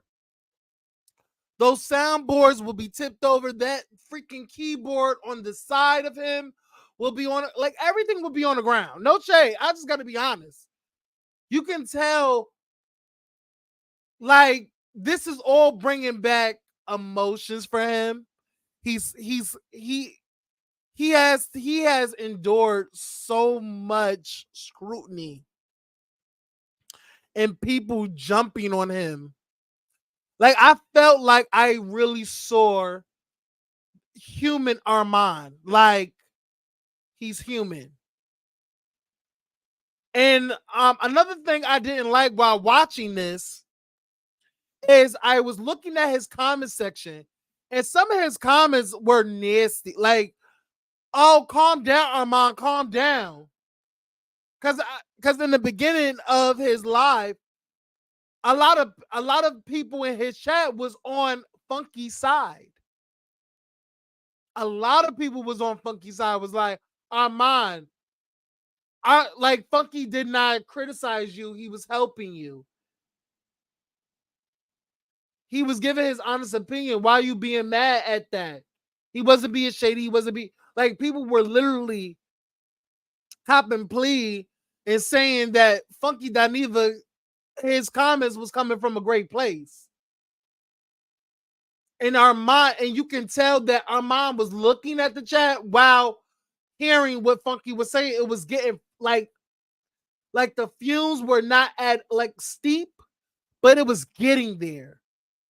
And as we progress towards the end, towards not even the end, but kind of middle, where he actually breaks down the messy shit that Al did and the backbitingness and him going to HR and complaining and them doing a whole HR investigation. And on top of that, him getting paid low as shit, not getting no benefits from it, and have to constantly smile through the bullshit. You can tell that he put up with a lot. And I really, really felt bad. And I think I wanted to hug him. I really wanted to jump through the screen and hug that boy, because nobody, and I mean nobody, rather put my feelings aside, putting my feelings about Armon aside, because I don't know that man. I don't know that man from a hole in the wall. But human to human, you can tell that really fucked with him. He couldn't tell what the real shit was. Because this is the first time he was speaking on HR investigation type shit in the shit that Al was doing. Like, he really spoke on. And honestly, I don't know if Funky Dineva knew what he was doing by saying certain things in that interview, expressing his disappointment. I don't know. Now, I don't know if, because honestly, Funky is smart.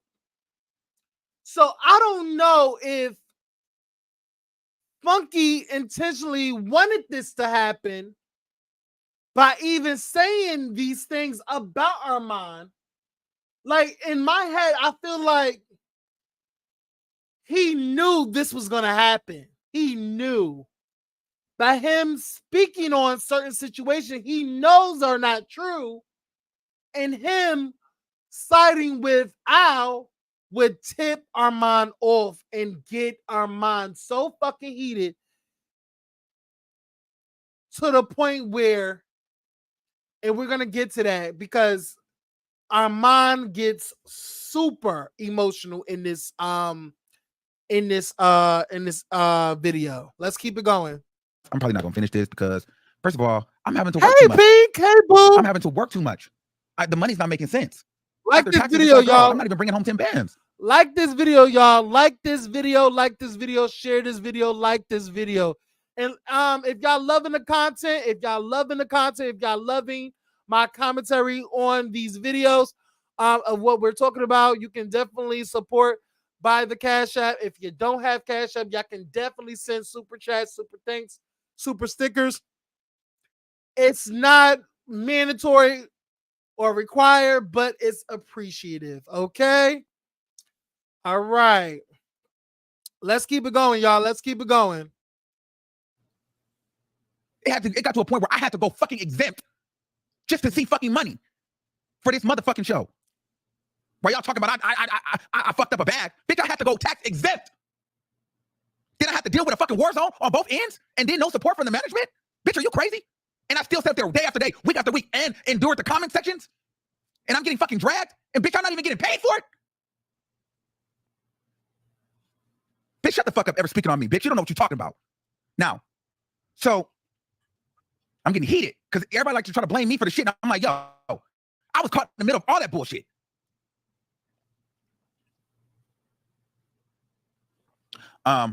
So, boom. So I'm gonna make this quick. There's many messages. There's just, I have so much shit. I'm just trying to figure out where I want to go from here. So me and Al were talking about how, and I'm just being honest. Al called me and said, we need to get rid of Claudia. And I said, let's get rid of her motherfucking ass. She's bringing down the show.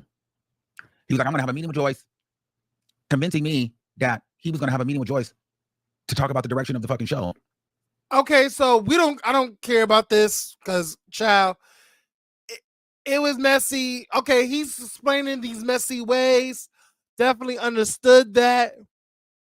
Okay, let's play. Let's keep playing. That meeting ended up being about something else and him going off, right? But mind you, the shift in Al started to turn when I got my music segment. I don't know if you guys remember when I got the music segment, he was like, oh, it took me 4 years to get my segment. That was live on air. I'm like, let me put that in my back pocket. You fell away. Then we went out. You was acting like you like me. Then during March, I'm like, yo, I'm talking to him because we talking about the matter. He told me, don't trust Justin. Then he would tell me, don't trust Justin. But Claudia's jealous of you and Justin's relationship because Claudia and Justin used to be best friends. Now you and Justin is cool, so Claudia's jealous. Claudia and Justin are trying to get me fired because they wanted to replace me with Dustin, but I would never work with Dustin. This is what Al is saying. Don't trust them. They're all the devil. I'm cool with the higher ups I'm cool with all the higher ups because you can't trust Justin, you can't trust Claudia. I'm cool with Steven and Dart and all that. And then Joyce didn't like Claudia. Anything that Claudia did, Joyce was on her ass, and Joyce was on my ass.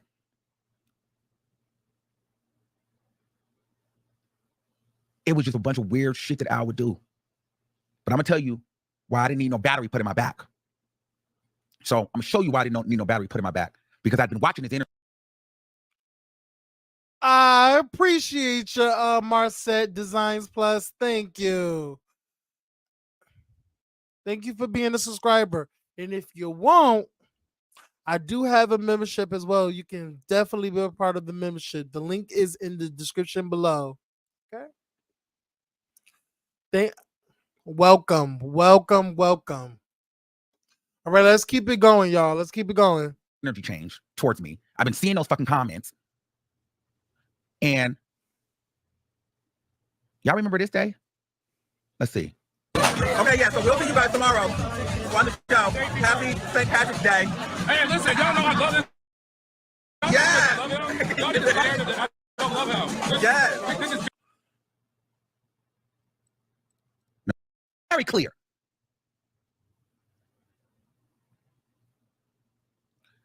So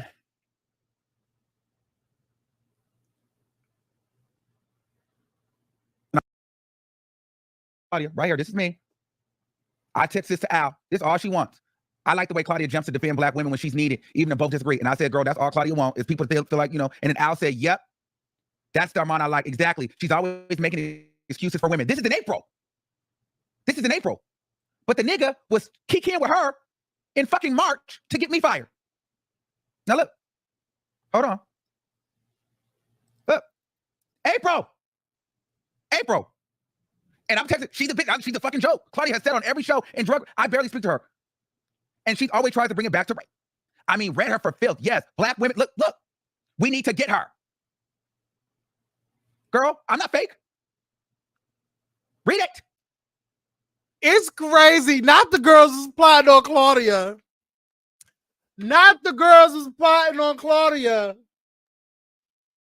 And the gag is, Claudia says that she was the one to put Al on. She says she put Al on the show. We're gonna get to Claudia on audio on Armon's show. Baby.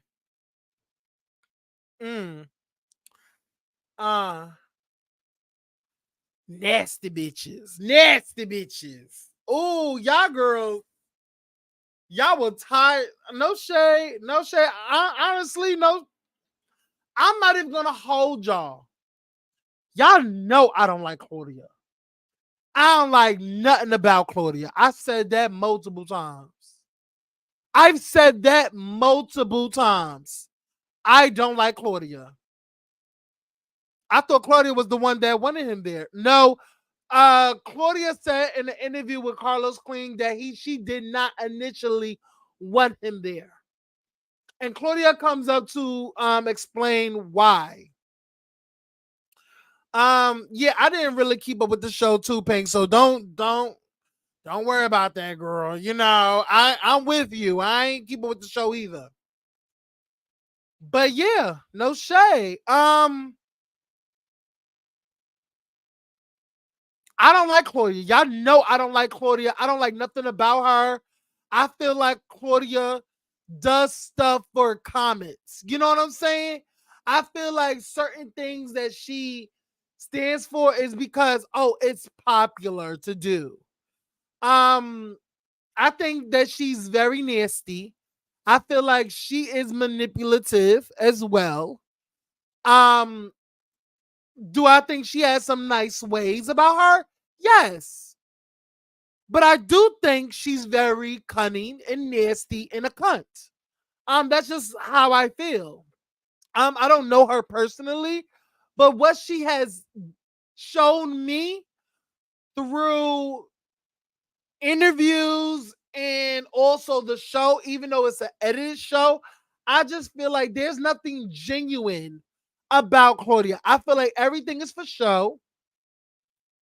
I feel like she will say anything to become favorable in the viewer's eyes. And it comes off very scripted. It almost sounds like she's reading a teleprompter when she's in interviews. It's like she has to be cued. This is her mark. This is where you say this. It's very, very scripted. It's very storyboard. It's very, very like, girl, here's your script. Read it, learn it, and then say it when you get in front of these cameras. Like, that's how she caters to her audience. Like, let's think about it, y'all. Claudia would constantly, like, when anybody has an opinion that is not favorable of Claudia, what does Claudia does the most? She'll get up in their comment section. She'll hit them up in their DMs and write these lengthy ass thesis papers explaining why you're wrong and this is what really went. Like, girl, she needs to realize not everybody has to like her, and she makes it so hard to root for her because she's such a ass kisser, and I feel like she's a people pleaser. She cares what the viewers thinks about her, and it's like, if you were really that girl, you wouldn't care about these people without faces or these people who don't know you from Adam or Eve. You wouldn't care about what anybody is saying about you. But how many times you have gone in comments to explain yourself? I feel like that takes so much energy to keep typing and finger keyboarding and shit to express how they are wrong for having their opinion, or saying that, well, I respect your opinion, but that's truly not the case, and then go for 40 days and 40 nights on why you should look at my side of things. Where she literally should just like understand that people are just not going to like you. But it's hard for her to take in that people just not gonna like her. She wants people to like her. And girl, that's just not the case. LaToya Johnson, she did it to me before. Really? She went into your DMs or comment section and write a thesis paper about you, girl? She does give shade when I do watch. I'm just saying. I watch every show with Armon. Watch 70% of the shows before Armon. Yeah. I think she's into her bag. You could be all into your bag, but you just have to understand that you have to let people's opinions of you roll off your shoulder, and I don't think Claudia can do that. She literally loves and craves for people's approval. Because if a person didn't care, they would not be in people's DMs and comment section and writing thesis paper. That's just the way I feel. And this is why I mainly keep to myself. I understand karma, no shade. In DM, and it was long. Baby, if you have a screenshot of it, please send it over, child. Send it over. Okay, send it over. Send it to this email, girl.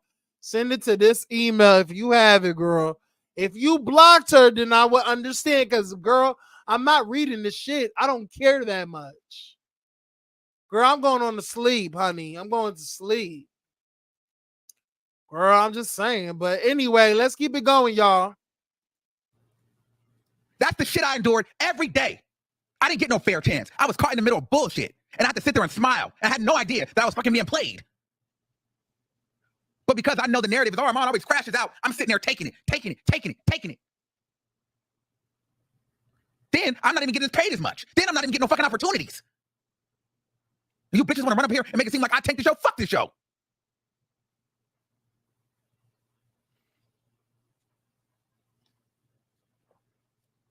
Fuck that motherfucking show, bitch. And he meant that. Like, please, spare me. Spare the fuck out of me. Say it. Say it. I'm like so fucking mad. Bitch, I'm so mad. I'm so fucking mad. I went through so much bullshit on that motherfucking show. I went through so much shit. Fuck you, bitch. Fuck that show. I'm so fucking mad. And I have to fucking sit there and smile every fucking day. I'm so fucking mad. And motherfuckers love to blame me for every fucking thing. Bitch, I wasn't getting $250 fucking $1,000. Bitch, I wasn't getting all these fucking opportunities. Bitch, I was being dragged on both ends. The fuck? Motherfuckers was crying me left and fucking right. And I had to sit up there and smile every fucking day. I'm so fucking mad. I felt so bad when he got this angry, y'all. Like, I really felt for him. Like when I tell you all whatever I felt about Arman, or feel about his opinions, or feel like his fakeness, his his backbiting, like his flip-floppiness and his opinions or whatever, all that shit went out the window, because I put myself in his shoes. If I was going through it, baby, I would have been left. I would have been said fuck you to everybody. I like girl, kiss my ass. Kiss my whole entire fat ass. When I tell girl, and first of all, I don't do. First of all, girl, the playing of both sides. The girls is talking about this one. The girls talking about.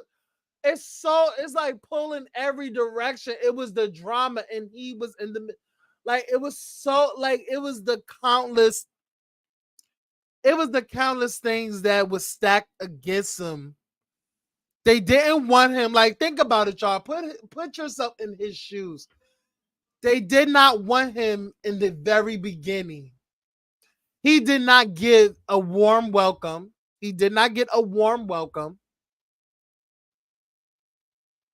He did not get a warm welcome. You got people shading you on the show that you were not welcome on, that you were not. They did not pull you from. They did not want you on the show. So now you're on the show, and now you got people shading you on the show, calling you boy, calling you this and that. And you also got this one, which the person like on the side, Claudia, is telling the girls that they don't want you here. They lowballing you, giving you $70K instead of $250. And Claudia said that we are all getting the same amount. Funky, let go. Let's enter Arman. They were paying Arman $70K. Think about that. $70K. He's not getting the same amount as Claudia and Al. And then on top of that, you're not getting no perks. No red carpets, no events, no nothing. On top of that, you're in a shitstorm between two people who don't like you. And then you're trying to keep this mask on because in the background, you don't want to be here. But you're trying to, you know what? I'm going to keep going. Put on this brave face. Put on this mask. I'm going to be a team player, trooper.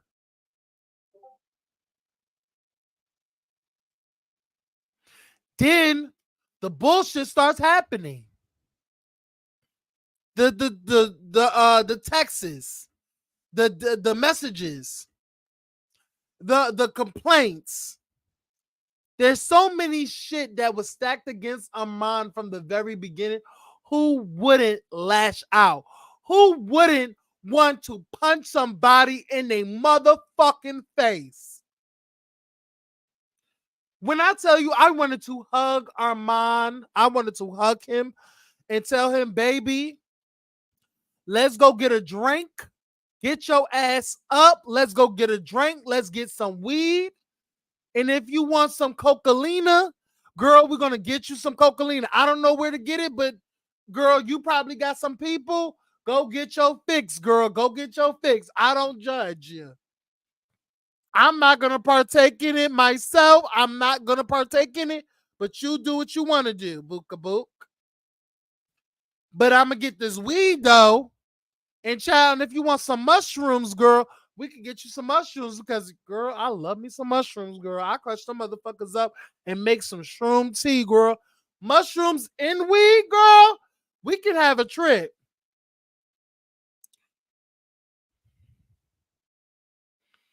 I felt so bad for Arman.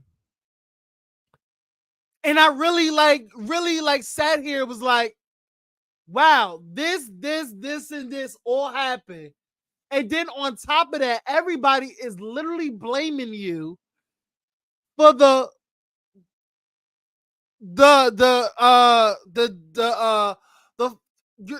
people are blaming you for the dismantlement of the show. People are dragging you left and right and saying that people put a battery in your back, saying that you're less than smart, you're immature, you're the one who did it. Bitch, come fight me now. Bitch, pull up. Like, who want that? Do you need that? Like, do you need that? Who want it? Like, I'll put my back up against the wall and start windmilling all you hoes. Bitch, let me take off my motherfucking earrings. Let me put on my rings so I could just crack one of you hoes in the face because all of y'all hoes is trying me. First of all, in my opinion, you should have been left. No shade, Arman, you should have been left when they lowballed you to 70, when literally freaking Claudia said on Carlos shit that y'all was making the same amount. They fought for the same amount. Nobody was going to get low. Nobody was going to get high. They was going to make the same amount. Arman, you should have fucking left. Should have left.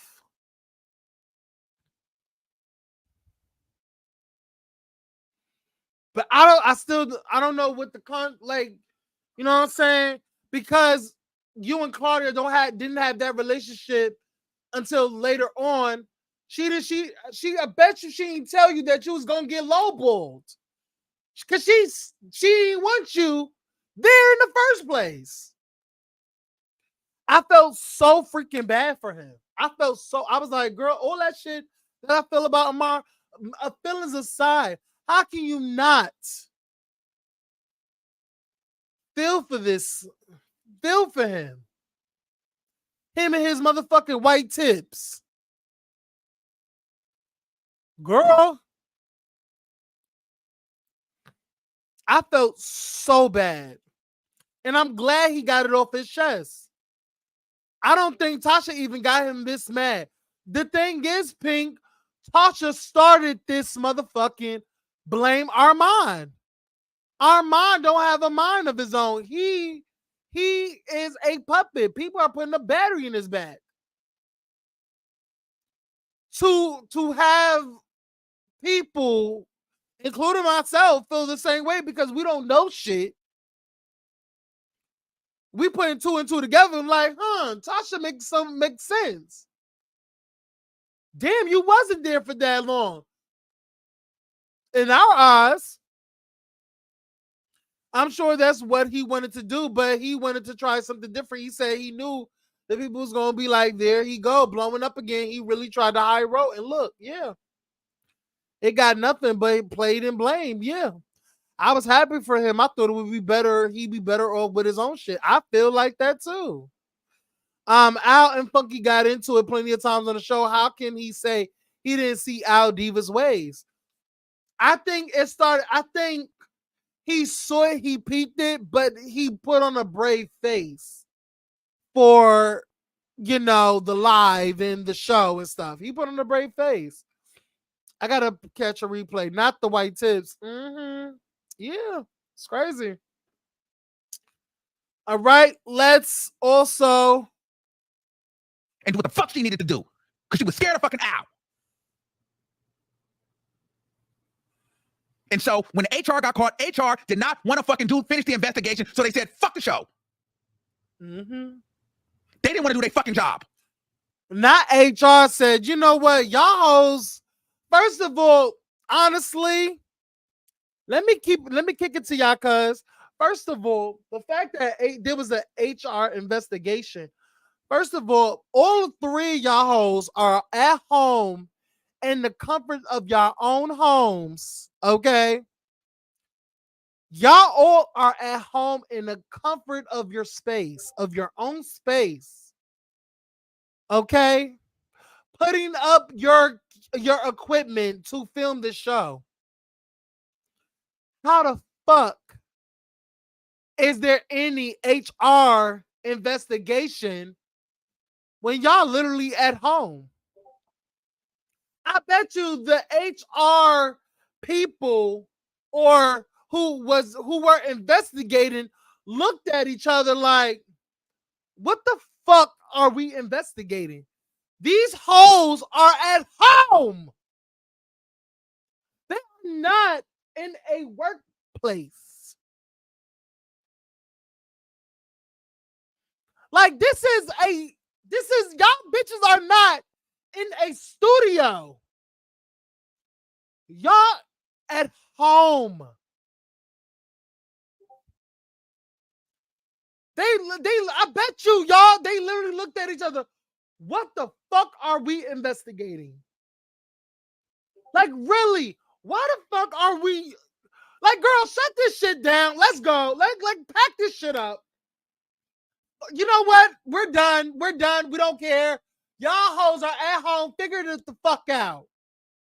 I need all you hoes to call each other on the phone and do a group group chat, a Google Meet, a Google Duo, whatever the fuck y'all gotta do.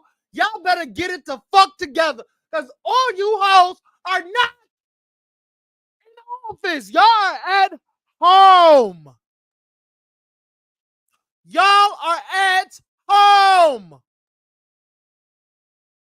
Okay? All of y'all can go into your refrigerators at any given time. Okay? What the fuck?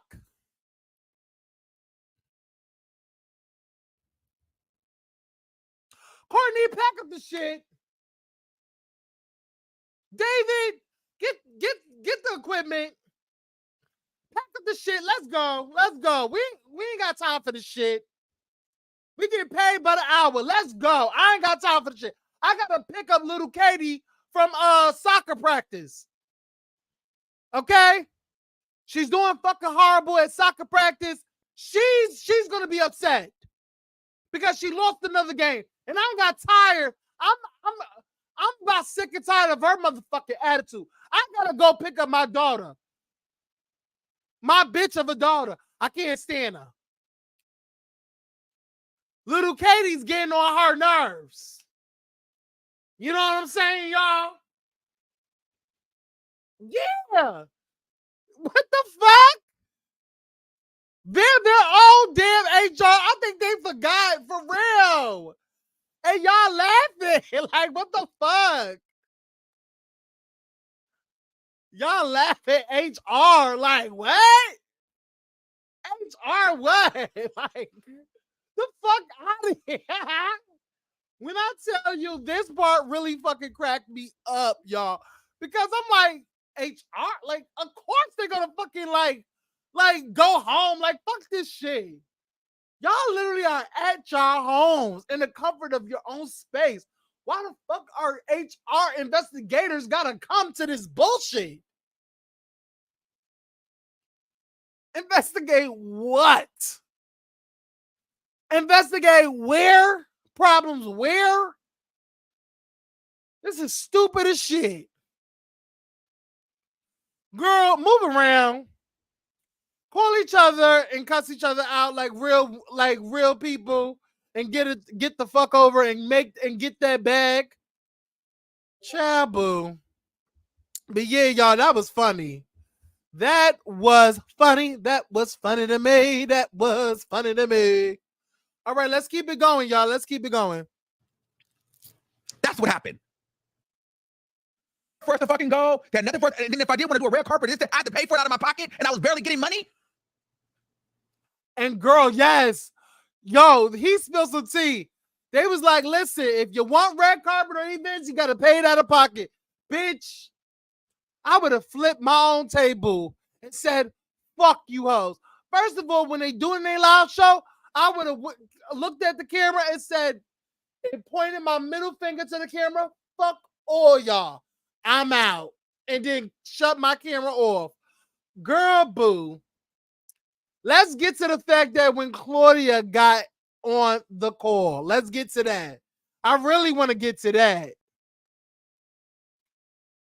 And your perspective, like, oh, you must have just. Let's get to Claudia, y'all.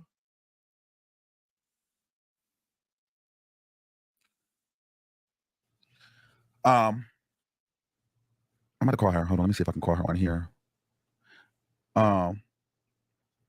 Bitch. Of course, everybody wants to believe Armon blew 250. Bitch, I didn't blow no fucking 250.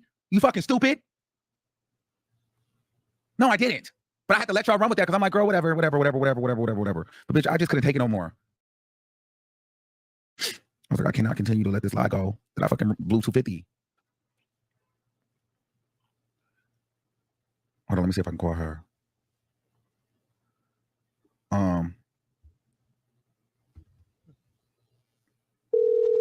Can y'all hear? Let's see. Oh, bitch, no shit. I would have pissed on the equipment, bitch. Take it. I would have pissed all over that equipment.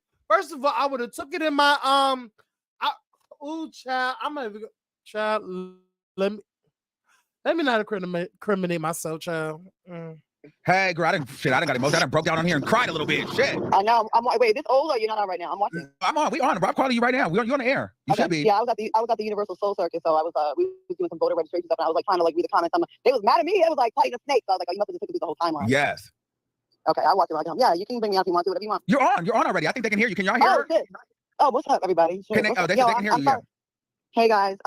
Yeah, I was able to listen because we were at that Universal Circus. So I'm just reading the comments. So are you okay? Yeah, I'm cool. I just got emotional because I mean it was just like he was cool in the beginning, but then he was saying like I got a battery back and I didn't know what the fuck I was talking about. And I went over there, I drank the Kool and we all fucked over $250,000, but he felt vindicated and he was being messy doing his show during the time we did ours. So I'm just like, but I was immature. But then he never had anything immature to say about Al. I was never immature. Yeah, no, Al was very much playing everybody, and I'm so glad that. So I'm sure you already explained how we ended up getting on the phone and I was talking to Justin. I'm like, yo, get him on the phone, and all it took was one conversation of no one in the middle of us saying, don't pick up the phone when Claudia calls, or don't try to call him, or he's this. And once we talked to each other, it's been all good ever since, you know. And I just want to say thank you for saying that. I didn't put a battery in your back. Like, the argument, and I will say this to Funky. Funky, we haven't spoken to either one of us, so I know he's getting whatever he's getting from Al, because that's the only one that still speaks on him. Mm-hmm. So Al is going to tell him the narrative that he wants out there. But you were there long enough. It didn't take a long time for you to see what was going on. I didn't have to tell you. You saw what it was. And I think it's insulting to say that you need to be spoon-fed some shit when you're a very smart person and you're perceptive. I mean, you saw what it was. Again, you know, I tell people as much as I can, you are not the reason the show ended. It is stop blaming Arman Wiggins. Stop it. I know people that have a vendetta against you or don't like you for whatever reason. Listen, I get it too, right? Oh, girl, she's such a kiss ass. Shut up, Claudia. I'm so like, I don't like her at all, girl. I would never like Claudia. I just see her for her who she is. No shade. I just don't like hearing her voice. But I'm gonna let it play, y'all. Right? You are not the reason. You're not the reason. Fans, listeners, viewers, I'm clearing this man's name. He came into a situation. It was already. Listen, I understand. We had a beautiful chemistry to show before, like with Al, me, and Funky. Of course, the fans are gonna feel a way that it changes up. So no matter who was gonna step into that position, was gonna get so much negativity. Mm-hmm. No one likes when their favorite show is changed, but you did the best you could. You brought you dressed. You always came dressed to the T.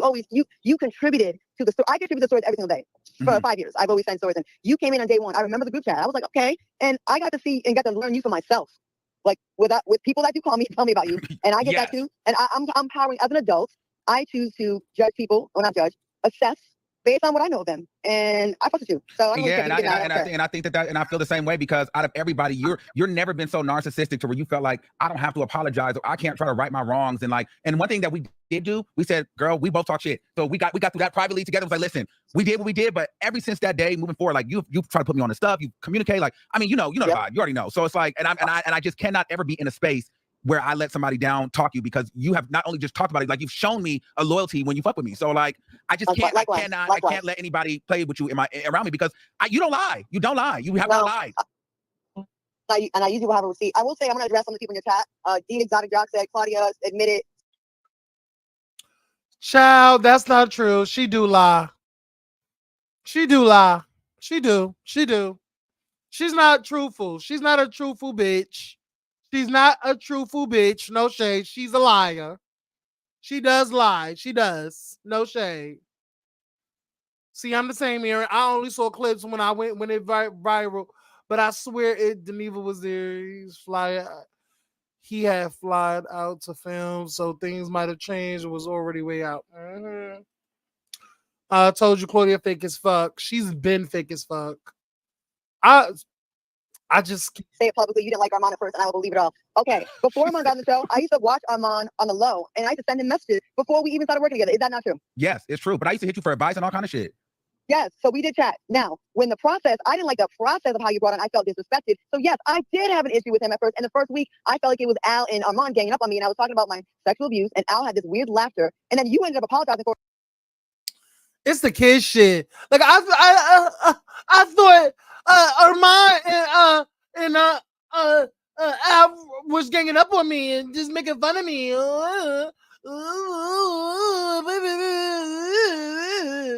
Like, girl, shut up. You grown as fuck. Like, Claudia, you're 50, girl. You are 50. Talk about somebody motherfucking gaining up on you. Like, girl, shut up. Sorry, y'all. Let me get back to it. I'm sorry. And I told you, you don't have to apologize for it. You didn't do it. It was him. So that was number one. Then it just got weird because we weren't communicating, me and you, right? We weren't communicating like that. And I did feel away that first few weeks. I am not going to lie, and I'm not fake.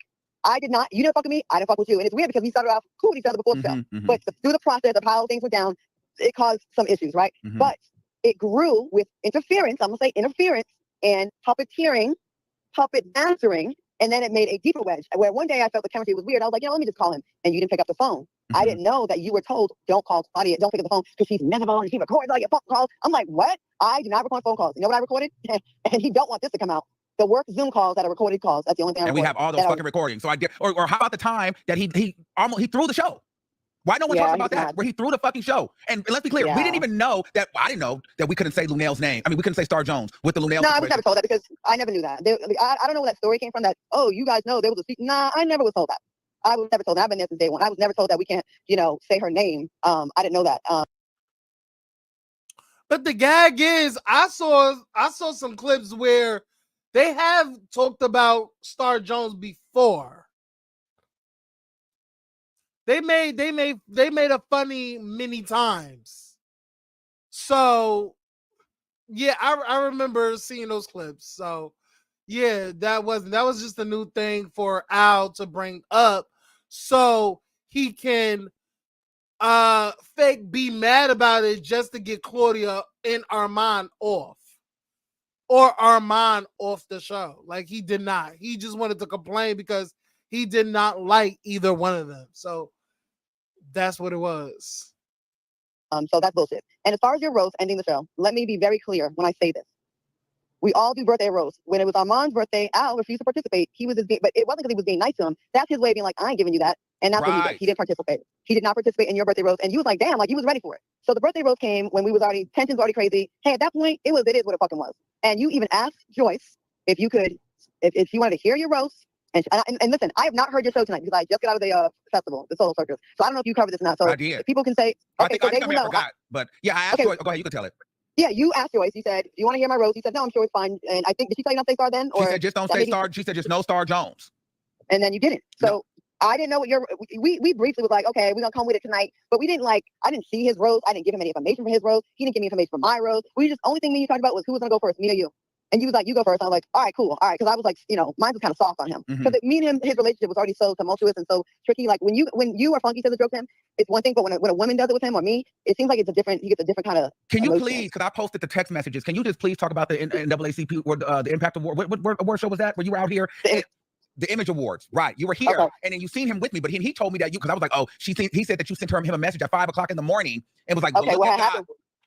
Okay, this is what happened. I was in LA for the Image Awards. Me and Al were not enemies, but we don't talk on the phone. We don't do none of that shit no more. Okay, that's just over. Ever since I saw the text that he sent Nene saying "fuck Claudia" after I put this man on the show.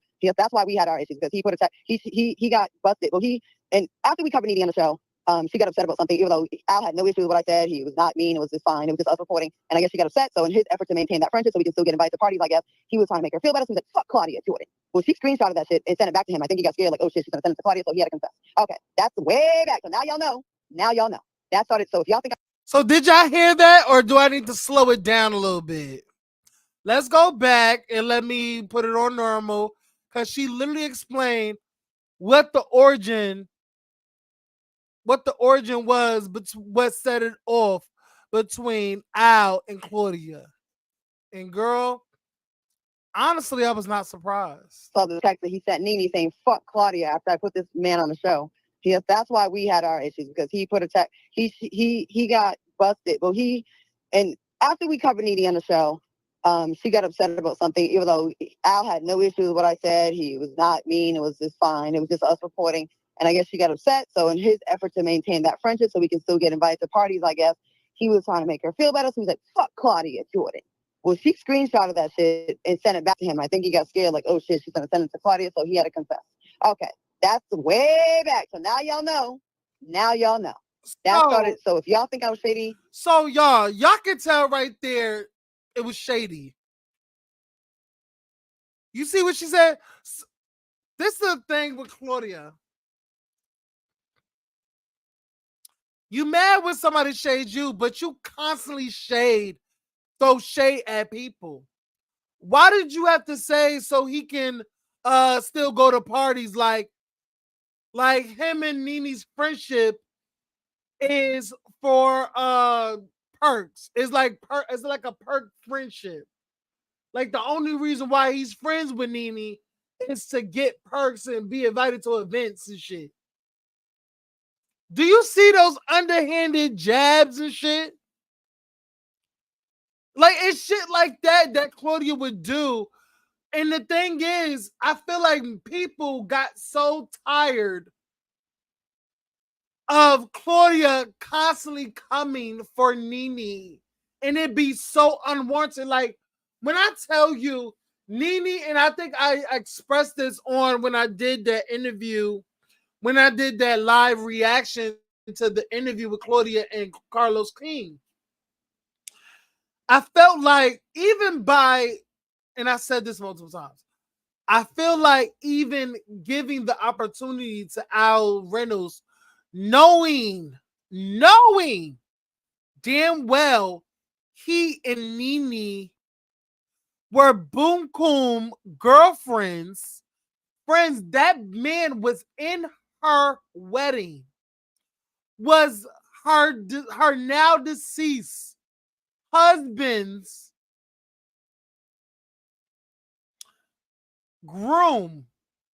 groomsman. I felt like it was tacky of you to even do that. But Al took it cool. But the fact that you didn't have enough respect for Al with knowing that this is his friend, don't go so hard. And what really tripped me out was Claudia will get on this show called TGIF, with making her mission not only on the TGIF, but Queens with Conversation. There's so many, like, she had 2 shows gunning for Nene, and she also had other people gunning for her too. You had Vivica coming for her. Do y'all remember when Vivica made allegations that Nene did some substance? Do y'all remember that? And a lot of people were so thrown off because on Nene's show, I think it was Nene's spinoff show, her wedding show. Do y'all remember Vivica was friends with Nene?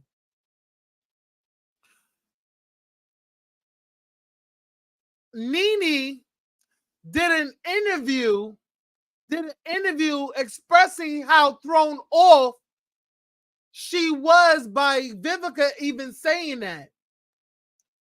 Claudia giggled at it. She was salivating in the fact that Nene was being crucified, and it was like a free reign of people gunning for Nene.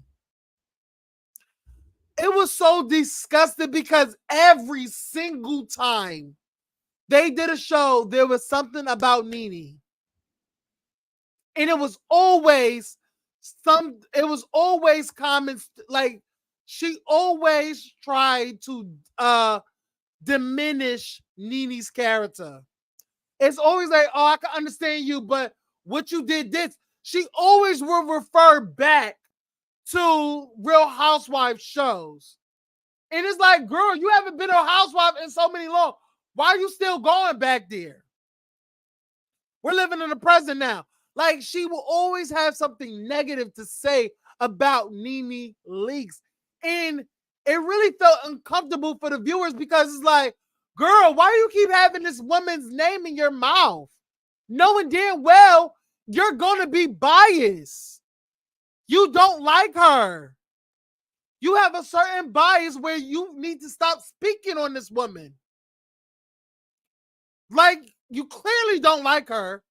Whatever reason, whatever she did to you, you have this infatuation with downing her or attacking her. Unprovoked, like Nene can literally like sneeze and Claudia would be on the internet gunning for Nene. I said this multiple times. When Claudia came for Nene after her husband already passed, and Nene was in a vulnerable state, you still couldn't give her grace enough to let her grieve the way she wants to grieve. You steady attacking her. You steady attacking her. I feel like she used Al to break up that relationship. Like, I feel like she knew she had the opportunity to give a job to one of Nene's good Judies and have him sit there while she tags Nene up, knowing damn well Nene is going to get out on the phone. It's like, why you not saying nothing about this woman saying crazy things about me? I bet you Nene got on the phone multiple times with Al, like, you not gonna defend me? Because there's multiple times where I literally saw, and these are clips, by the way, on social media, literally Al would not say shit. Wouldn't say shit. It's like, why are you letting Claudia disrespect your friend? I understand this is work. This is not personal, but it is personal because Claudia is making it personal. Even though she says, oh, it's not personal. It's just business. We just talking about it. It's a talk show. But she's making it personal. And I feel like Al got sick of it. I really feel like Al got sick of Claudia attacking Nene unprovoked. The more he's seen Claudia for who she is, that she's nasty, she's manipulative, and she's not a good human being. She's not. She may say, like, people, like, you can, I don't know that woman from a hole in the wall, but something in her energy, it's just so off to me.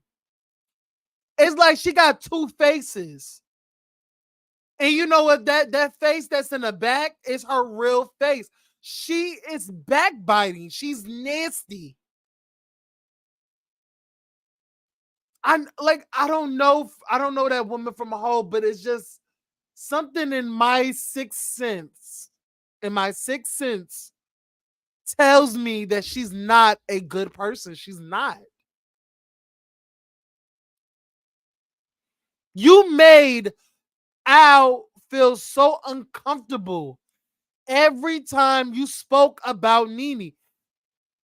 Any topic that Nene's name was brought up, I feel like Al would literally just like inhale and exhale, like, here we go again. I'm gonna get that call. And it's like he couldn't do nothing. He couldn't do nothing. And I feel like it made Al's heart grow darker towards Claudia because of the fact that you were attacking his good friend unprovoked. So honestly, I feel like Claudia is the one that was the one that made Al gun for her, because she was gunning for Nene unprovoked and attacking that lady. Even when she lost her dearly departed husband, was still coming for her.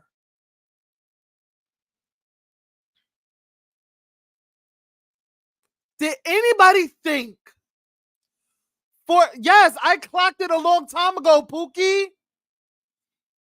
We see her. That was a play. That was a strategic play that she gave Al, who is great friends with Nene, a job.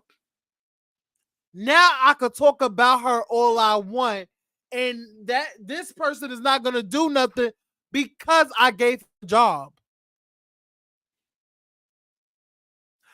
I think Al got sick of it. Was sick of Claudia attacking Nene unprovoked. And I think it really took a head when Greg died. When Greg was unalive, no longer on this earth, Claudia attacked her again, unprovoked. That's when Al literally just stopped messing with her. It was like, I'm done. I can't continue to constantly sit here and you attack my girl. Like, no, that's not how it's going to be.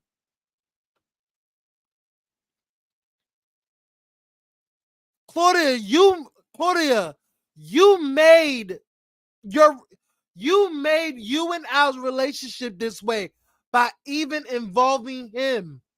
Like knowing the fact that you don't like Nene and your biasness towards her. And you picked Al of all people, who was a groomsman in her wedding. That's like literally inviting Marlo onto the show to drag Nene. Or to sit there and make you drag Nene. Or not make you drag, but just sit there and watch you drag her. So yes, I like honestly don't. I'm gonna stop sharing this because I'm kind of done. She literally said right there. The origin of her beef with Al Reynolds was because she saw a text that Al sent to Nene saying, fuck Claudia. Because you was on that platform talking cash money shit about Nene, knowing damn well this is her good girlfriend who was in her wedding. I don't know if you're really that smart, but you should have like foreseen this coming. You were messy from the get-go. You didn't have great intentions from the get-go.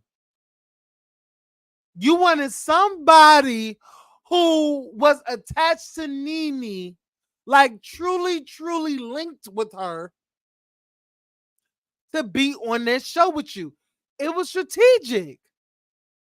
And I said this in my last interview.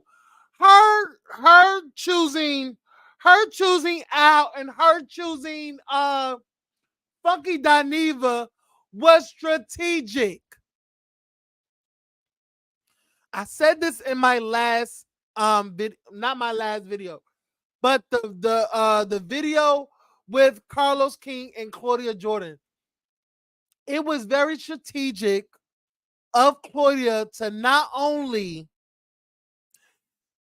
hire Al Reynolds and not only Al Reynolds but Funky, because guess what?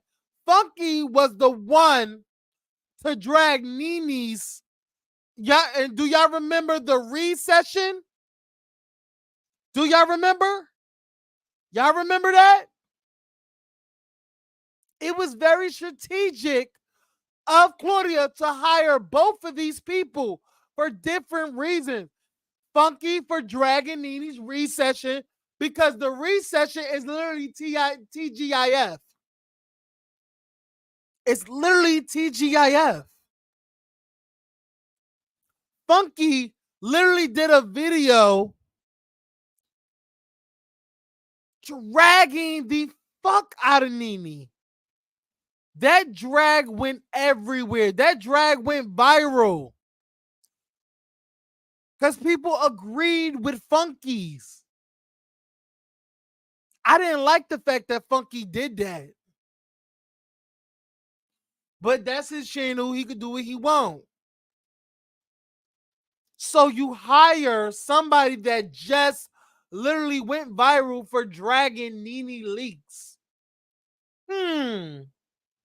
Okay, Claudia. All right. I'm watching you. But not only did you hire Funky, you hired Al Reynolds, who is what also connected to Nene Leakes, who was in her wedding and who was her dearly departed husband Greg's groomsman. So both of these people who you hired was closely connected to Nene Leakes.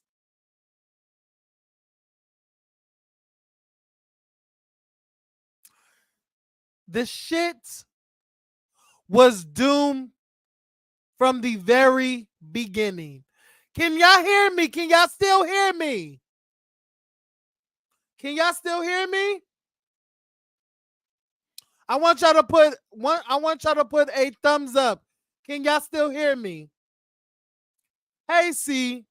Wait, but Al was talking shit, but you only commented on what Claudia did. I said I think you just came right. I think you just came late. I think you just came in. Go back a few minutes.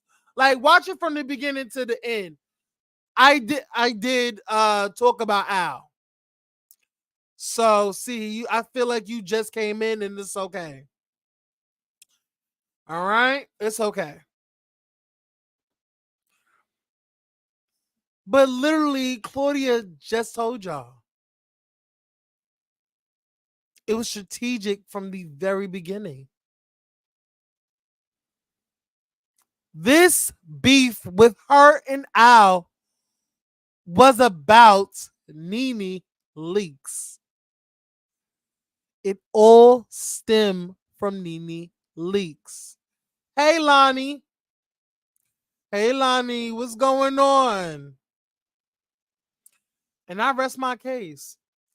Her obsession with Nene Leakes had a domino effect in her relationship with not only Al, but Funky. Y'all put Funky in the middle between mom and dad because mom couldn't keep her mouth shut and stop attacking the dad's sister and friend. The dad got sick of the mama constantly attacking his sister and friend because of her jealousy.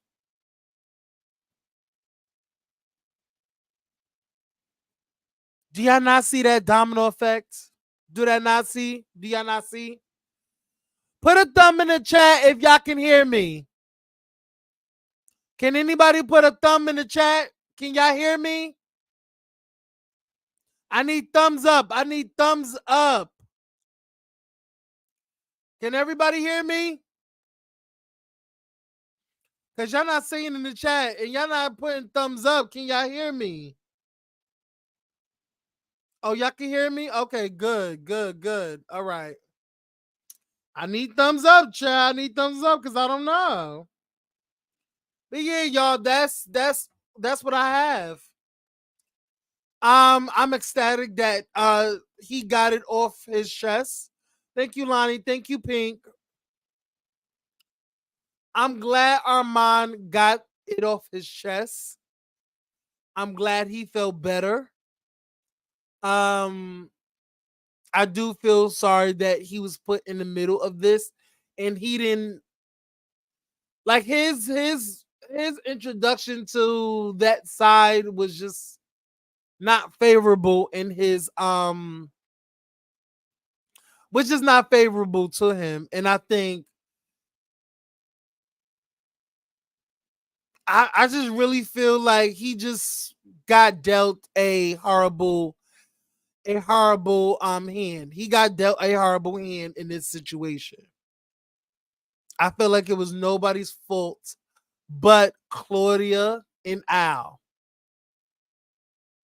I honestly I put the blame on both Claudia and Al for handling this situation like children. Like let's exclude Funky Dineva and Arman Wiggins. Let's exclude them both. We then have a person who wasn't genuine from the start, knew that she strategically hired people that had a connection in some shape, form, or fashion with Nene Leakes, whether good or bad. And then when situations come about, they don't like it, they move away from the situation. And then you got to match that person's energy that walked away.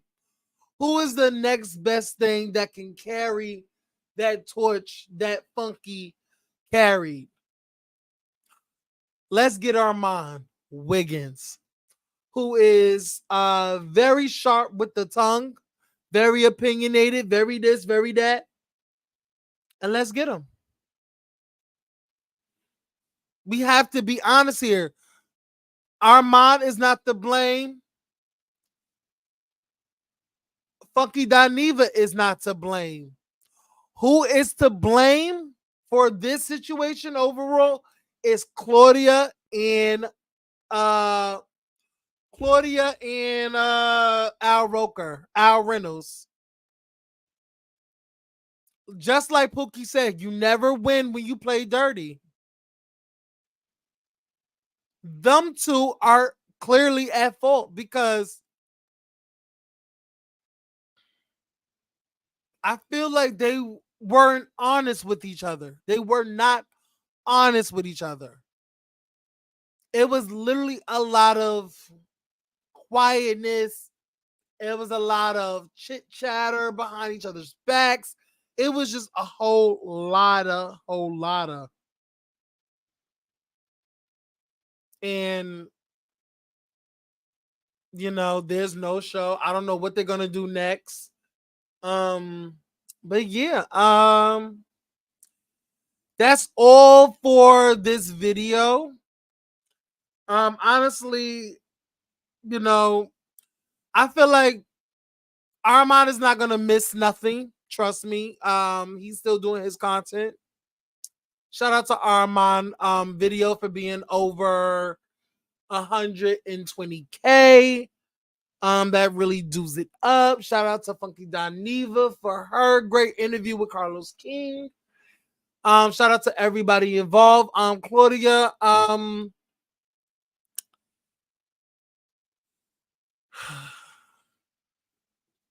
what can I say? What can I say? Claudia, live long and prosper. That's all I got for you, babe. Al, I'm already tired just saying your name, girl. No shade. I'm just gonna be honest. But yeah, like, comment, and subscribe, you guys. That is all for today. Thank y'all for coming through and just doing y'all big one. And and commenting and interacting with the content, and I fuck with y'all the long way. Shout out to everybody who liked this video, shared this video, subscribe to this channel, and also subscribe to my second channel, which is my backup channel, where I give commentary on the black tea sector. Yes, y'all, I am in another sector, in the black tea sector, where I am giving my open and honest commentary, my opinion, and the way I give it up.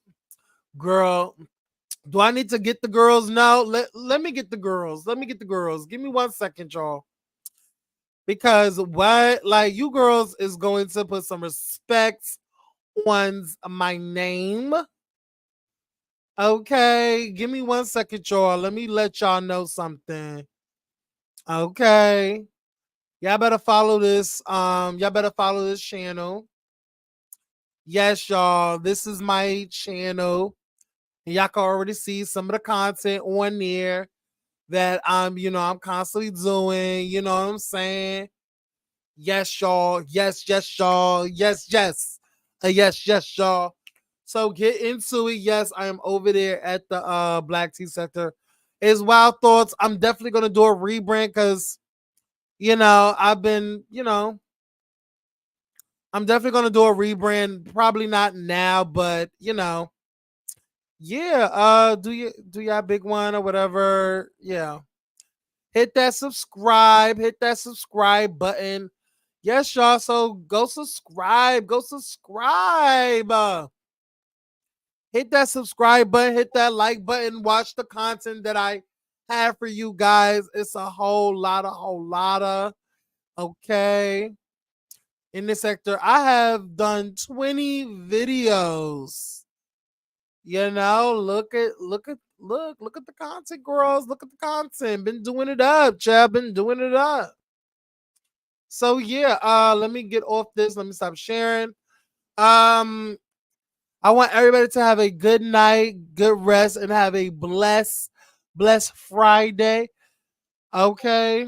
Have a great day tomorrow. Have a great night. I love each and every one of y'all. And I'm out.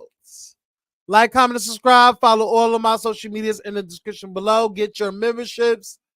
And I will see y'all in the next video. Bye.